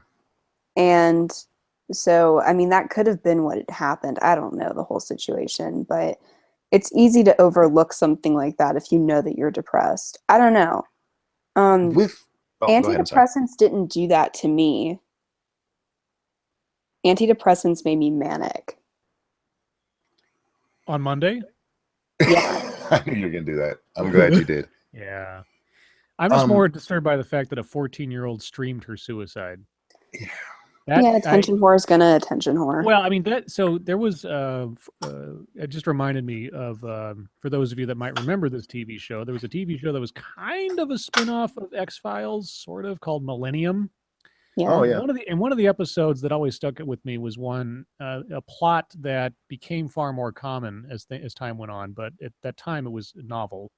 That a serial killer was streaming a suicide, not a suicide, a murder. He had somebody strapped to a chair. And basically, it was as soon as the view count reaches this number, I will kill this girl or whatever it was. And so, the guy was making public interest complicit in hastening this girl's death and all this kind of thing. And at the time, I thought, wow, that's so weird, but that'll never happen. As far as I know, that technically hasn't happened yet. But I mean, hey, I guess suicide's the next best thing. It's probably because she's 14, right? Hmm. Um, it's at that age, if you're depressed and was she a foster kid? So That's probably what it said. willing to Yeah. do anything for attention. Yeah. People glorify suicide and Hmm. people glorify horrific things, especially if it's very public and in a way that just makes you go, oh my gosh, I can't believe she did that. Um, so why wouldn't you do it that way if you're her? Right. Yeah. Why wouldn't you make it as horrific as possible? Oh, I'm not saying that, No, I know. I'm unfortunately, not I'm not saying you are, surprised but by I'm it. saying that people Yeah. are like, like, why would you do that? Because we'll talk about it and we'll go, so sad that she just offed herself in front of everybody. Did you And just go Yiddish on yeah, us? yeah, her Jewish mother just appeared. Yeah. Just don't worry, Nice. people. Don't worry, everyone. It was just a character. So she's completely indemnified from anything she says now. Okay? Just so you know. No, I mean all of that. I mean, it's literally because Stop it. You're ruining it. no, it's because she wanted attention and she got it. And I Yeah. think it's a girl thing. I think maybe girls spend a little bit more time romanticizing stuff like this. Um, because like they want to be the center of attention in that way. And they sort of have like this romanticized vision of themselves, like a tragic story and shit like that. Well, it's very much the same thing that has been happening with what do we call them? Mass shootings. They're surprised that when they give these people 2 weeks worth of nonstop attention, that other people do it too. Right. And Right. some of the law enforcement have taken to not naming the subject or the suspect or the perpetrator after a certain Yeah. point, especially if they've been killed in the course of things. They just don't. They refer to him as the suspect or the perpetrator, and not give the guy any more fame than they. I've upset somebody. Uh-oh. Uh-oh, who'd you upset? Some whatever monk said a 14-year-old girl hangs herself at 3 a.m. for attention. What the fuck? Yes, if you live stream it to Facebook, then your primary intention is to make people go and to just be tragic. And if you're doped out of your mind on some kind of drugs that might be altering your perceptions, and if you're 14 and might not fully grasp the potential consequences of your actions. Yeah. I don't think she was saying that the girl only did it for attention. She did it live streaming for the romanticized version of it's the old this'll show them that they really miss me, or this'll show everybody. And look, she wasn't saying that she wasn't going to kill herself anyway. No, she was, but the way that she was going to go about it was in this very romanticized, it's going to be very tragic and theatrical kind of way. It's something that somebody her age who, wants to feel significant, and it's almost like they're putting themselves in some kind of horrific, fucked up story just so that everybody feels bad and feels like there's like some loss there. Well, see, this is, I don't remember which stream it was we did. We were talking with Gutenberg, though, and we kind of got on this topic. My brother committed suicide when he was 17, and I was 14, and it fucked my whole world up. And at different times throughout life, I've had people tell me that I'm going to kill myself. And my response to them is, go do it and leave me the fuck out of it. Do not say that to me. And the reason that I say that, and that might sound cruel, is because when somebody says that to me, what I hear is, I want your attention. And if that's how you want my attention, go fuck yourself. Now, that's not to say that's what happened with this girl. Yeah, well, once you understand how to spot manipulative behavior like that. And the reason why I'm really good at it is because I was a fucked up 15-year-old who did shit like that. So, if somebody's like, well, if you do blah, blah, blah, I'm gonna kill myself. I'm like, no, you won't. Shut up. Quit being the most depressive human being on the planet, and maybe you'll have some friends. Before my brother killed himself, there were times I said that to my mom when I was mad at her, and I'll just kill myself. And at the time, I wasn't kidding about it. I didn't understand what it actually meant. And I did it entirely for the attention. Again, that's not saying that's what this 14-year-old girl did. She obviously was depressed enough to kill herself. She did the Facebook part of it was for the romanticized is the best way to say it. In her mind, the thought of doing it on Facebook was so she would be remembered for what she did. People would see it and recognize her. Doesn't matter because you're gone now, dumbass. But yeah, I believe that's exactly why she did it that way. Yeah, and I'm not saying that, to try to belittle it. What I'm saying, I'm literally just telling you what happened. I'm not saying like, you just did it for it. If somebody does something for attention, they still did it. Yeah. So. What are you saying there? Oh, I see what you're saying. Sorry, reading Scribe and chat. Salty about what? I don't even know what happened. You didn't sound salty. You just sound like you were explaining. I think you do have that voice, though. Sometimes you sound bitchy when you're not. Oh, well, it's my default mode. Resting bitch voice. Yeah, I have resting bitch face too. I think maybe they were talking about when I said, because I used to be one of those 15-year-olds. Yeah, no, I was a terrible fucking person at 15. Oh, not me. Okay, sorry. 4 years ago. 4 years ago. And just say 4 years ago, because when you say it, it's like, okay, but when I say at 15, I actually have to stop and remember if I was that age or not, because it was so fucking long ago. Yeah. I don't even remember most of my life now. That's a little depressing. Well, until we start talking, and then everything comes rushing back to you. You know what? There's actually a documentary I want to watch because of this stuff we've been talking about. I saw it on Netflix today. It's a CNN documentary about the 80s. Oh, yes. That'll probably jog your memory quite a bit. Yeah. They'll probably go over all the big stuff, though. Like the wall falling and Challenger and Reagan's election and Iran Contra and all that fun stuff. I used to love the VH1 show that they did. I love the 80s and I love the 90s. Those were great. Are those on Netflix? Because I would watch those again. I don't think VH1 is on Netflix, no. Bastards. I'm sure 15. Some of their parents were married. Mine weren't. I am a bastard. Oh, that's right.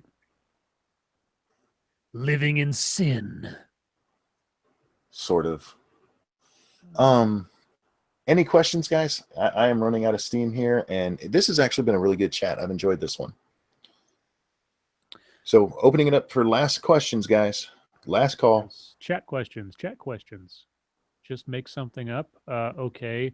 Bob Tom is a hippopotamus. Thanks, Scribe. Really great. He said just make something up. I don't know. Storytelling. That's what I do. I tell stories. Any deep web experience? No, I don't even. Yeah, that takes a special kind of someone to want to go risking Nope. getting a virus out of that crap. There's nothing I want to see there that I'm willing to fry my computer on. If you really want to know about the deep web, there's a great YouTube channel called Rainbot Horror. And she's one of the horror network channel deals, and she goes into deep web stuff all the time. And that's I'll go through her as a filter for knowing about that stuff. Somebody asked best fight song. I got to go with "Eye of the Tiger." That gets you pumped up, ready to go. How about One of Us is Going Down by what was their name? Like Sick Puppy or something? There was the band name. Something like that. Can't say I've heard that. Yeah. If they I've heard that. If they stopped running ads on YouTube, what would I do? I'd probably still make videos and stuff. Oh, I know. Undead by Hollywood Undead. That's a great fight song. Is it just me, or does Tommy Lauren come off as just angry most of the time? Yeah. Something has always rubbed me the wrong way about her. She seems like somebody needs to rub her the wrong way. Maybe. Oh, yeah. Yeah. I guess given her vocation, she has to come across as aggressive and maybe just a bit overly aggressive. I don't know. I mean, part of. I don't know. I never really liked her. I don't know why. She just sort of. I don't trust it. I don't like her or not. I mean, I know who she is and I've seen her stuff. She's like no different than a really angry Rachel Maddow on the other side of the aisle kind of thing. She's just, very strident in her opinions and looks like a really hot chick. What are you gonna do? Lucky Pop-Tart asked what our favorite colors are. Mine is blue. Black. Cobalt blue. Somebody asked if I remembered where I lived in Chicago. No, and as long as I'm talking, I'm not going to. When I remember, I will put it in the comments to this video. Favorite book, the Bible. Forever and always, the Bible. Probably, it's got to be a Louis Grizzard book. I love all of his. Monk, I really don't have a favorite book. Yeah.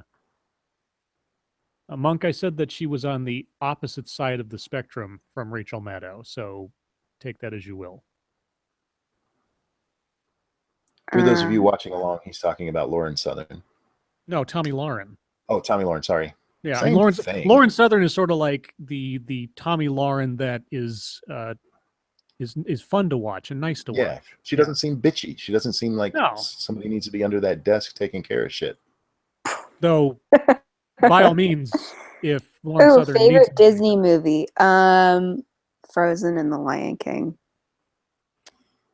My favorite all time is Robin Hood, followed very good one.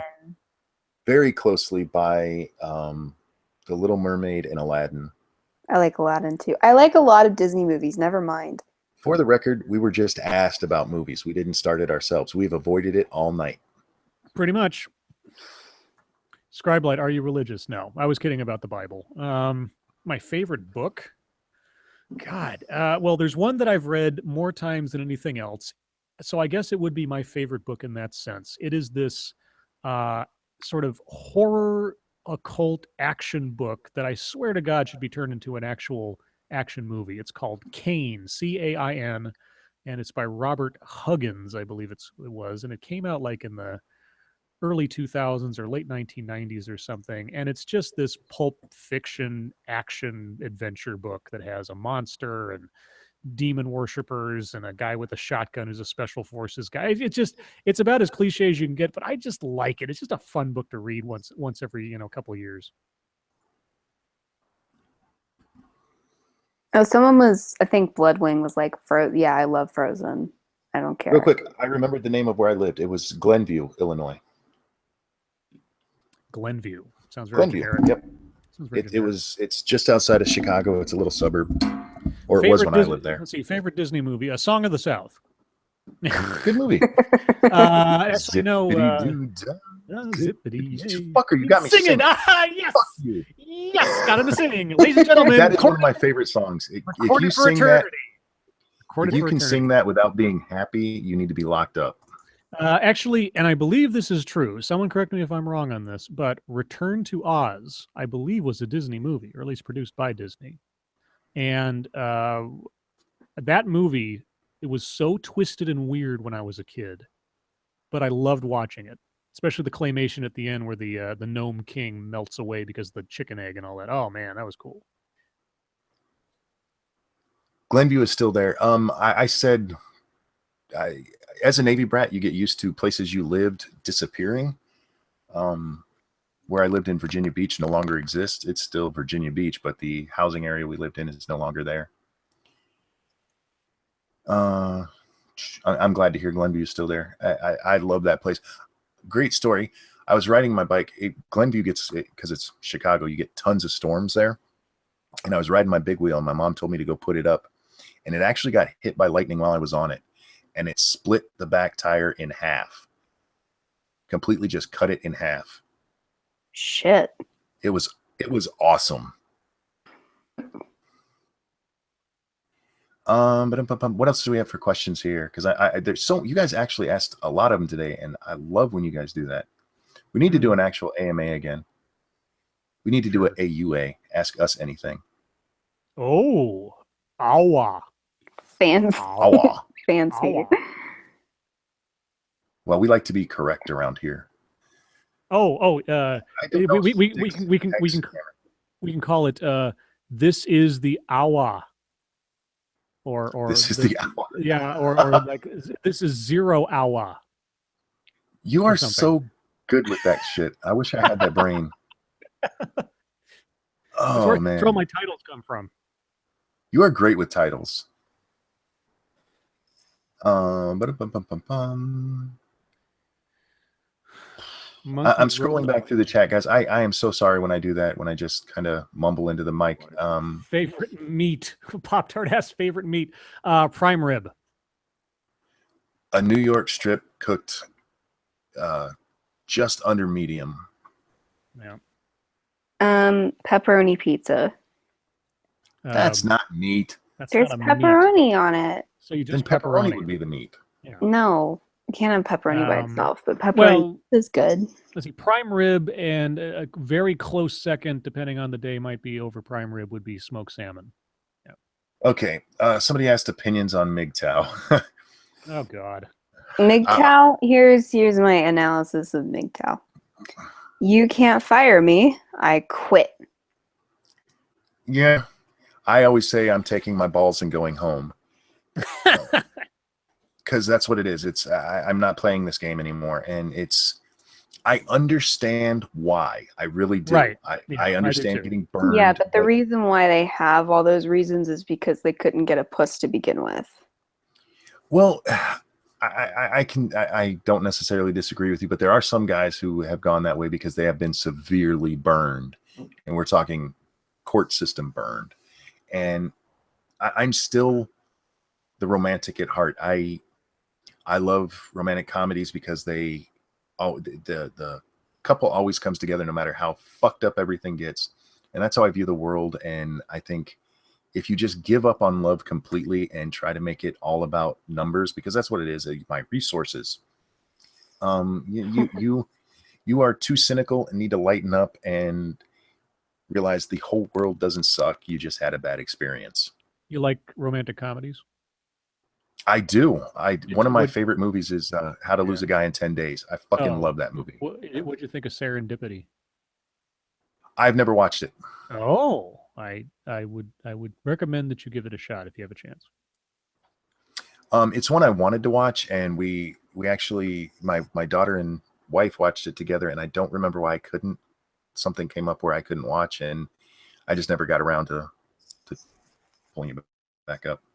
What is how your many guilty- licks? Oh, sorry. What is I your gotta- guilty how many pleasure? Real quick, one thing I don't get about MGTOWs is when they call women ugly. That's like a vegetarian criticizing a steak. Like, No, because they still like women. You got to remember the monkiest of MGTOW, their ultimate goal is to have a robot woman. They still want That's women. true. They just have you they ever want tried to control their explain mind MGTOW to completely. somebody who's not on the internet frequently? I have not. I have, and it's really funny because the response that I get from everybody I try to explain it to is like, "Oh, so they're gay." Hashtag give dick a try. I just think it's funny. That's just try to explain it to somebody in your everyday life what a MGTOW is and see what happens. I'm curious. I was asked how many licks it takes to get to the center of a Tootsie Roll Tootsie Pop. Mr. Owl says 3. That's all you need. That's right, because you bite that motherfucker. Yeah. I don't know anybody who's ever licked one all the way to the center. Aren't you supposed to bite it? Oh, I know people No, that baby, like you're to supposed to lick, suck on it. You never bite. Oh yeah. I Never. know Bad people for that teeth. like. I know It people that is suck it's on it a all the way around. lollipop, not a dick. I can bite it if I want to. No. Just don't bite a dick. It's not You nice. lick it slow with your head tilted down slightly and your eyes up. You'll be fine. Oh my! And then Assassin's Creed. Okay, we missed the one. Guilty pleasures. God, for me, rom-coms. Because I'm a big manly man. I'm not supposed to watch that shit. Making fun of SDA. Wait, I think I missed something. What was funny? Oh, what's your guilty pleasure? And I said making fun of SDA. Oh yeah, that's the thing. I don't think you're guilty about that though. I feel a little bad. down in the cockles of my heart. Am I sure that I fully understand MGTOW? Yeah, absolutely. I have spent more time listening to MGTOWs bitch at me than I care to admit. So yeah, I understand MGTOW. I used to listen to Sandman videos every day. Oh, that fucker. Just for just for fun. If you guys haven't seen it, you need to watch SDA's Sandman video because she does a wonderful impression of him. And you do most of the video in his rhythm, don't you? Yeah, in the stupid voice, yeah. He's got rhythm. Yeah, so I've seen enough Sandman videos, which by the way, if you criticize MGTOW, everybody's like, no, watch Sandman. And it's like, he's the logical one. Got it. So I've watched enough Sandman videos to have his voice down. So the reason I watch Sandman is because everybody told me on my Angry MGTOW video that I need to watch Sandman because he's the rational one. And he's just as fucking crazy. Right. See, this is why when people are like, it's like, if it was me, because again, I understand MGTOW, I just don't agree with their choice there. It's not something I would do. But if I were telling somebody who to listen to, I would tell them to listen to like Turd Flinging Monkey. I don't agree with him, but at least he doesn't come off as insane. Okay, guilty pleasure. I don't know. Maybe I don't know if this is guilty pleasure, but when I play like Shadow of Mordor, I baby talk all the orcs. Oh my god, that's cute. So like that's adorable. You know how you interrogate them? Yeah. And you'd be like, no, it's okay. I just have to ask you a couple questions about your boss. It's fine. It's okay. And then I'm like, oh, your head exploded. You know what? That's my bad. Dear God. And I feel bad if like I have a Karagor and it dies. I feel so guilty about it. Oh. Your favorite rock band, Scribe? My favorite rock band? Mhm. Well, it's got to be Bon Jovi, because that's just the way it is. No. Well, I guess. Fuck you, because that actually is my answer. Fuck you. No, I was gonna go, yeah, "Living on a Prayer," yo, because man, that's the best rock song ever. Well, I've said this several times. I mean, if I had, there's a lot of bands I like, but if I had to choose like one, if you consider them rock band, I guess technically they're a grunge band, whatever. Alice in Chains. SDA, do you listen to music? Yeah, there's one band that I still listen to regularly. Oh, that's right. You won't tell us, right? Yeah. Yeah. Okay. Yeah. Weirdest place you ever masturbated? I don't want to talk about it. You mean You on gonna make my me go first? body or geographically? How many different places do you masturbate on your body? Geographically. Well, I do have a very sensitive pinky toe. All right. Ew. No, I'm kidding. Weirdest place I've ever masturbated? I'm not answering that question. God, I'm trying to think. There's been so many.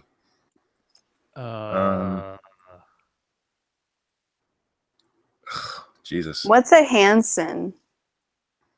It's a really bad boy band. No. Yeah. I don't know what that is.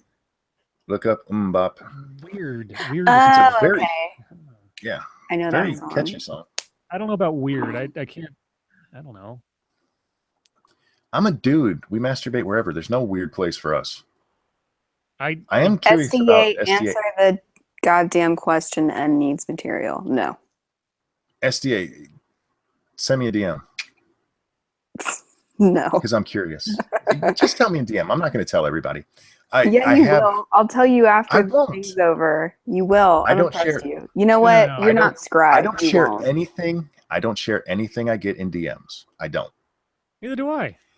I don't trust Scribe. That's private conversation. Hey, you know what? You're taking a bigger risk with Monkey because he'll forget that he promised that he wouldn't say it. And it'll come up in a conversation. He'll just blurt it out. It was in the middle of Dairy Queen. Whoa! I'm trying to answer that for you. The weirdest place you know what? Driving home from work one night. Oh, while you're in movement? Oh. Yeah. Oh yeah. Jonathan paid $2 for SDA to answer. And I'm not going to answer. It's a good thing he didn't pay me. Thank you, Jonathan. You know what? You guys guessed the weirdest place she's done it. And she can't deny it because she won't tell us. Oh, right. Why am I getting on your nerves? What did I do? Well, that's 2 questions in a row you won't answer. What else won't I answer? Oh, yeah, that's right. Yeah. Oh, yeah. And where you masturbated weirdly or something. Okay. Spill Audio said Bon Jovi. I love. I like Bon Jovi. New Jersey That's fine. Is my answer to the best complete album. Back in the day, you couldn't just buy the song you liked. You had to buy the whole fucking thing. And it was always a beautiful thing when you'd find one that you could listen to all the way through. Because most of them were one-hit wonders, and there was a reason they were one-hit wonders. Their songs sucked. But I love Bon Jovi and their whole catalog, including when Bon Jovi or when John did the soundtrack for Young Guns 2. Love that album. Young Guns. Not answering questions is a form of attention whoring. Yeah, all right, that's fine. Well, everything's about her. It is. True. She's trying to maintain her mystery, her feminine mystery. Ooh, you guys would miss me if I wasn't here. So I'd only miss you because my aim was off. I don't miss. Slippery When Wet was a good album, but New Jersey was better. Somebody in chat. I always feel bad because I answer questions in chat without saying what it is to the stream, so people who listen sometimes later I respond to what chat said, or saying the person's name, because I always forget to at least give the person's name out. Yeah, credit where credit is due, kind of thing. What else did we miss? Were there more questions in here? It's people naming off of their band names. People want to know what our names are. No, that's my name. My name, Jose Jimenez. Easy, 2x4. I am actually considering coming out of the non-gay closet. Uh-oh. Well, that's right. We got to make sure your videos don't get demonetized. Yes, yes. No, face reveal, name reveal, all that shit. It's something I'm considering. I haven't completely made up my mind yet. So maybe soon, It'll be guys. so Maybe. weird if you don't look like a cartoon monkey. Oh, I will. No, I've said this before. Once you see my face, it's gonna go away again because I love my monkey. It's kind of like when you see bearing. It just doesn't sound right without the bear there. Actually, what you should do is have somebody make a big felt mask in the shape of your avatar, and that's your face reveal. Nice. And it's like, hi, everybody, it's me, the ranting monkey. Oh, hi, bye. Somebody said, "Don't do it, monkey." Yeah. I'm going back and forth on it. There's reasons to do it, and there's reasons not. Set a goal, like at blah subscribers or at blah whatever on your Patreon or something. I don't know. I thought about that, but I don't want to make it a because if I back out, I don't want to disappoint Yeah, people. okay, legit. Seeing face reveals after getting used to watching it come out of like a different figure fucks me in the head. It finger fucks you in the head? Yeah. Whoa. Favorite Aerosmith song, "Dream On." Back in the Saddle Again. Oh yeah, good one. Yeah. Back when his voice actually sounded like a human being. I've mentioned before, my youngest son is the most like me, and it's so great when he'll come home with like a new CD and he'll go, "Look, check this out, Dad. Have you heard of this?" And he did that with Aerosmith, and he's done it with a few different bands. But the Aerosmith one, that was a proud papa moment because I do love Aerosmith. Can I ask how old your kids are? 24. I got to do the math. 24, 22, and 19. Okay. Yeah, I know who Aerosmith is. By the way, my dad's 60, so music from that era I know. Is it bad that I've been messing around with my pistol all day long? Yes, maybe. I don't know. Are you part of a Just racial don't stick supremacy it up your movement? butt when it's loaded. Thanks for the Or tip. up anyone else's. Yeah. But remember, it's all about her. Oh my God, monkey, you're my age. I'm 41. I will be 42 on SDA's birthday. Yeah, it's my birthday. That's the important part. Oh my God. I love my birthday. I don't understand people who get shy about their birthdays or anything. I love the fact that I was born. Yeah, when I was like trying to be edgy when I was younger, I was like, "Yeah, I'm my birthday," and now I'm like, we have to do something for my birthday. It has to be extravagant. Yeah. You say it in that voice? My birthday. Yeah. I hope in real life that's how she talks all the time. No, it used to be that that Daniel would like make sure that we did something, and we would like dress up in like color coordinated outfits and go places for my birthday. No, I just like the image in my head of like she comes down the stairs in the morning and mom's making breakfast or something. He's like, "Good morning, mother. Today is the day upon which you spawned me. Let us celebrate my blackened coming." Yeah, that's exactly how I talk. I figured, but it's just an act, right? Because it's a character. Yeah, it's just a character. Just making sure. See, somebody asked this again, and my answer is probably going to change. What's your favorite fast food place? Right now, it's Kentucky Fried Chicken, and I'm positive that's not what I said last time. It isn't. It's defo not what you said. See, Jack in the Box. His hasn't changed. Because I'm consistent. Ooh. I'm gonna go with McDonald's breakfast right now. Didn't I say McDonald's last time? Maybe. You may have. Yeah. But right now I'm like really craving an Egg McMuffin without Canadian bacon. You can get those all day long. Yes, you can, which is the best thing ever. You know, when they first did 24-hour breakfast, I was like, fuck yeah, Egg McMuffin whenever I want it. And they didn't have them. They were like, no, it's not that. Like certain breakfast, but not the breakfast that everybody actually wants. Well, I never understood the whole breakfast all the time. I'm not a big breakfast eater. I eat regular food for breakfast. One of my favorite breakfasts is ramen noodles. I just really Great way to start the day. I just really like Egg McMuffins. The best part of waking up is plastic noodles in your cup. That's right. They're not plastic. Oh, come on, man. Seriously. Have you guys? Do you guys live in parts? Have you lived in parts of the country with Chick-fil-A? Yes. Yes. I could go for a chicken biscuit right now. Oh, I bet you could go for a lot of chicks right now. They don't have them up here. I think they're opening one close enough that I could drive to it soon. I wish they would do all day chicken biscuits. Chicken biscuits are good. You are a Southern girl. I am. I don't even like chicken, but I like chicken biscuits. Do you eat like chicken and waffles? No. Why would you do that? It's a Southern thing. Yeah. Like grits. You like grits, don't you? I do like grits. Grits are good. That's a Southern. Those things are nasty as fuck. Yeah, they're good. Collard greens and grits. Chick-fil-A is fucking awful. Go fuck yourself. How can you not like Chick-fil-A? What's wrong with you? Because they don't like homosexuals. What's wrong with you, nigga? Whoa!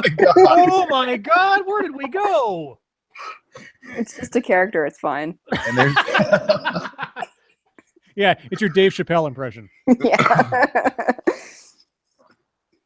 I've said this. I don't understand. Up with chat. I don't understand the whole black people like chicken thing being a racial stereotype. I've never met a white person who didn't like chicken. Even SDA, who says she doesn't really like chicken, eats chicken. Yeah. Chicken is good. Everybody eats it. Chick-fil-A chicken nuggets are the only chicken nuggets I will eat. Okay. What the hell was that? What? It was okay. I'm wearing earphones. Everybody in the house is asleep, and I just heard a weird sound. My daughter has the belief that this house is haunted. Because she'll wake up with bruises all over her that she didn't have when she went to sleep. And I'm starting to believe her because weird shit has been happening lately. Well, how many bodies did you bury in the basement? None. Next time Bay and I talk about ghost stories, you should come on with us. Is your house built on an Indian burial ground? I hope so. Okay. I hope so. Fuck them. All right. They lost. Have you ever voted Republican? I have. Oh, well, that's it. Why do you sound so upset about that? Because it was disappointing. Okay. I hate George W. Bush for reasons other people don't. Like what? Well before he ever went to war, right after he was first elected, I was still working in a machine shop where we had to work with heavy 12-foot long metal bars of varying size. And one of the things Bush did when he first got into office was a promise he had made to U.S. Steel. It was to raise tariffs on foreign steel, which we used in our shop. And we didn't use it because it was cheaper. It was already more expensive than American steel. We did it because American steel generally sucks. So because of the tariffs, we had to switch to U.S. Steel. And the bundles of steel we got came in so fucking nasty. Half the bars had to be thrown away. It was horrible. We went from a really clean shop to having dead bugs. There was rats in them sometimes. It was just fucking gross. And I'm not a globalist, but we were already putting tariffs on them that made it more expensive. If American steel had been worth a shit, they would have already been beating out the foreign competition. Oh. I said beating out, not off. Close enough. So it really, really pissed me off that they did this just to pump up a union that was making an inferior fucking product. And fuck them. Fuck him. Fuck them. Somebody asked if we believe in ghosts. And I've talked about this before, but I am kind of obsessed with like occult stuff. And I have a tarot card collection, and I like rocks and stuff like that. So I don't know. I just think it's fun. You and I should talk. SDA, how many of the people you've killed have come back to haunt you? Whoa. I haven't killed anybody. Much. Oh, Carrot, that's fucked up. What? We can't even be equal. He said Scribe is better than Monkey. Yikes. Oh. Well, fight. I don't know. How would we fight? I mean, have I'm we just ever depressed now. That was anticlimactic. Yeah, well, I know how to get a woman off. Oh, fuck you.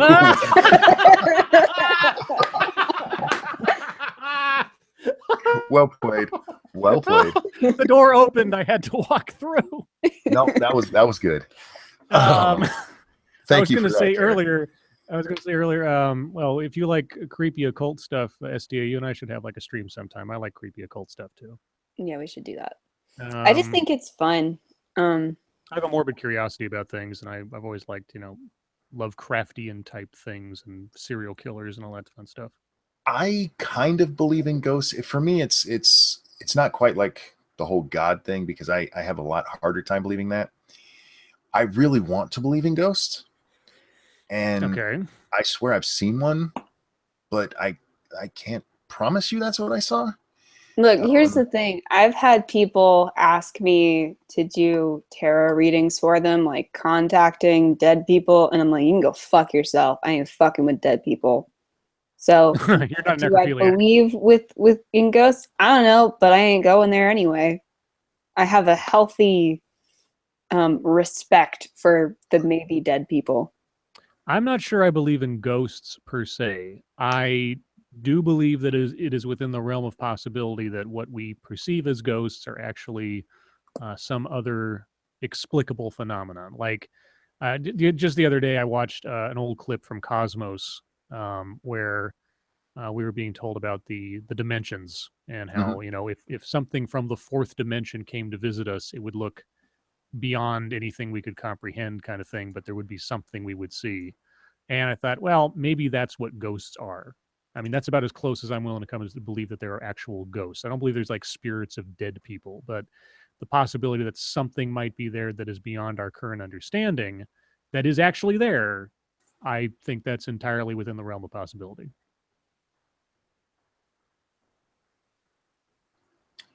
Let's go through chat here. What else have we said? Chat, you also don't have to ask questions. A lot of times, some of our best content comes from you guys just saying shit that we respond to. Or you can ask questions. Or you can ask questions, of course. Do I watch? Oh, I'm not sad, so I don't think I should answer that. SDA, do you watch Rob Dyke? Who is Rob Dyke? Yeah, Rob Dyke is sort of like the YouTube version of Rod Serling. He does a lot of macabre stuff and like ghosts and hauntings and serial killers and stuff. There's a whole network. I don't tend. I like watching. But you're saying no, Rob Dyke doesn't do that stuff. I was like, yes, he does. No. I don't. For whatever reason, shows about hauntings. I don't know if this is actually accurate to what he does.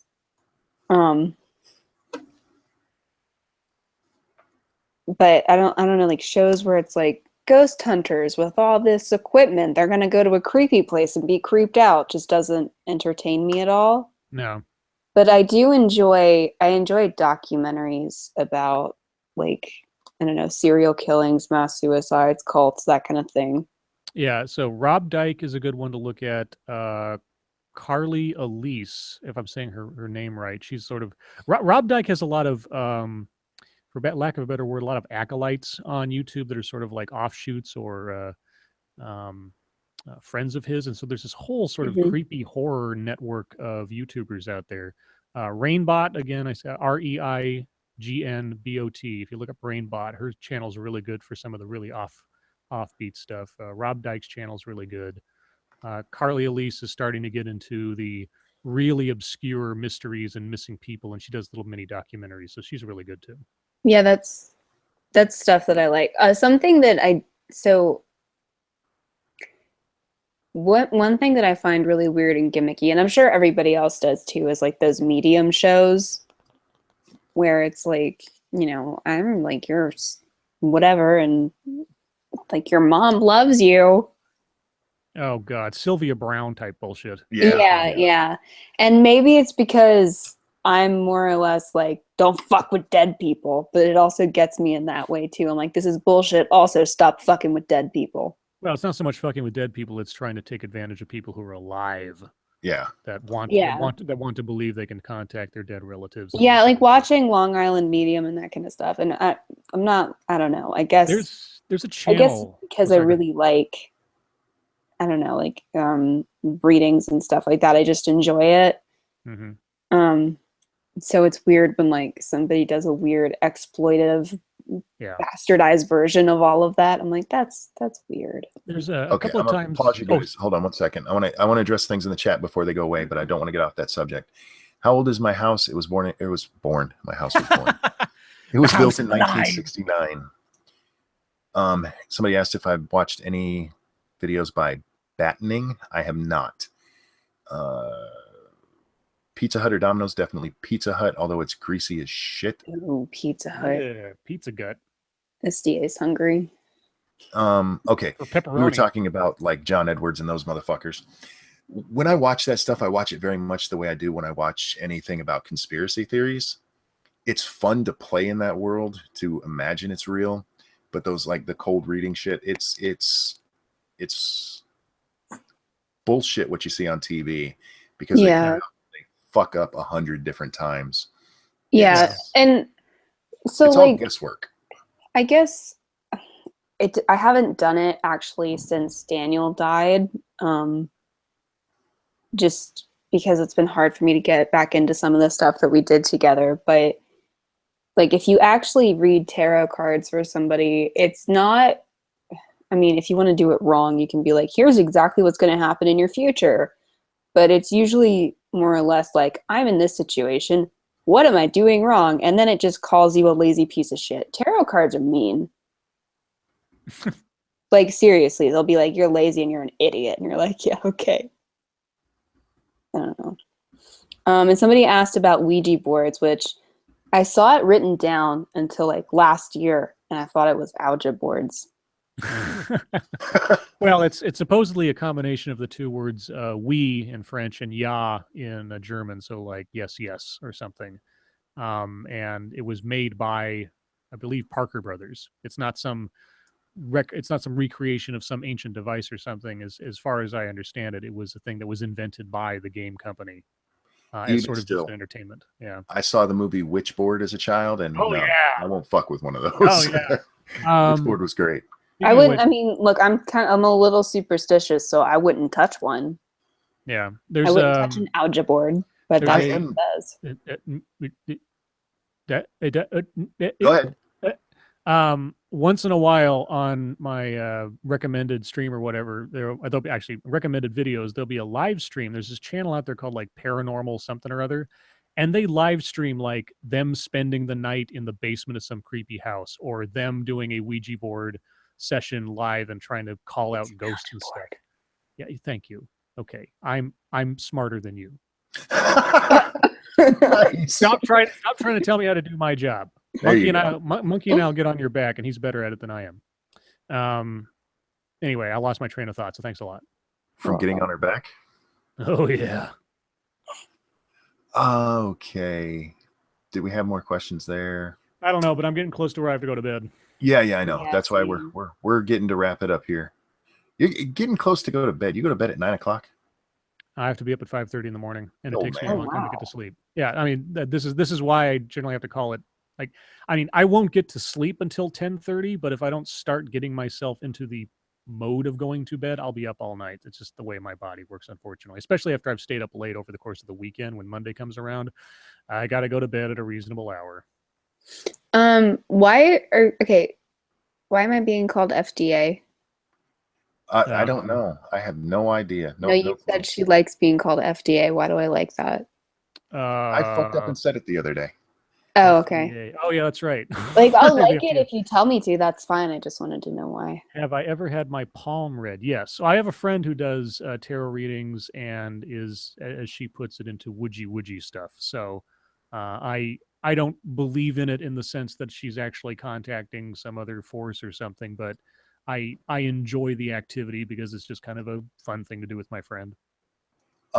Scribe Better Red offered to go to bed with you. And for those of you talking about what time it is, Hmm. Scribe lives on the West Coast. And Yes. here in America, it is almost midnight. I'm in America. I think it was Sophane who mentioned that people on the East or the West Coast aren't really in America, and I just loved it, and I've stole it from him. We're part of the expansion. I mean, they had to come from the East to make this place a livable area, but left coast is the best coast. And besides which, it's just, it's unfortunately, when I have to get up at 5:30 in the morning, I don't get enough sleep. I just become a cranky person, and it's just my body's trained to start shutting down around 9 o'clock, 9:30. That's just the way it is now. I'm an old man. What do you want? Scribe like California. It's a good song. California Lovin'. Yeah. California. I love that fucking song.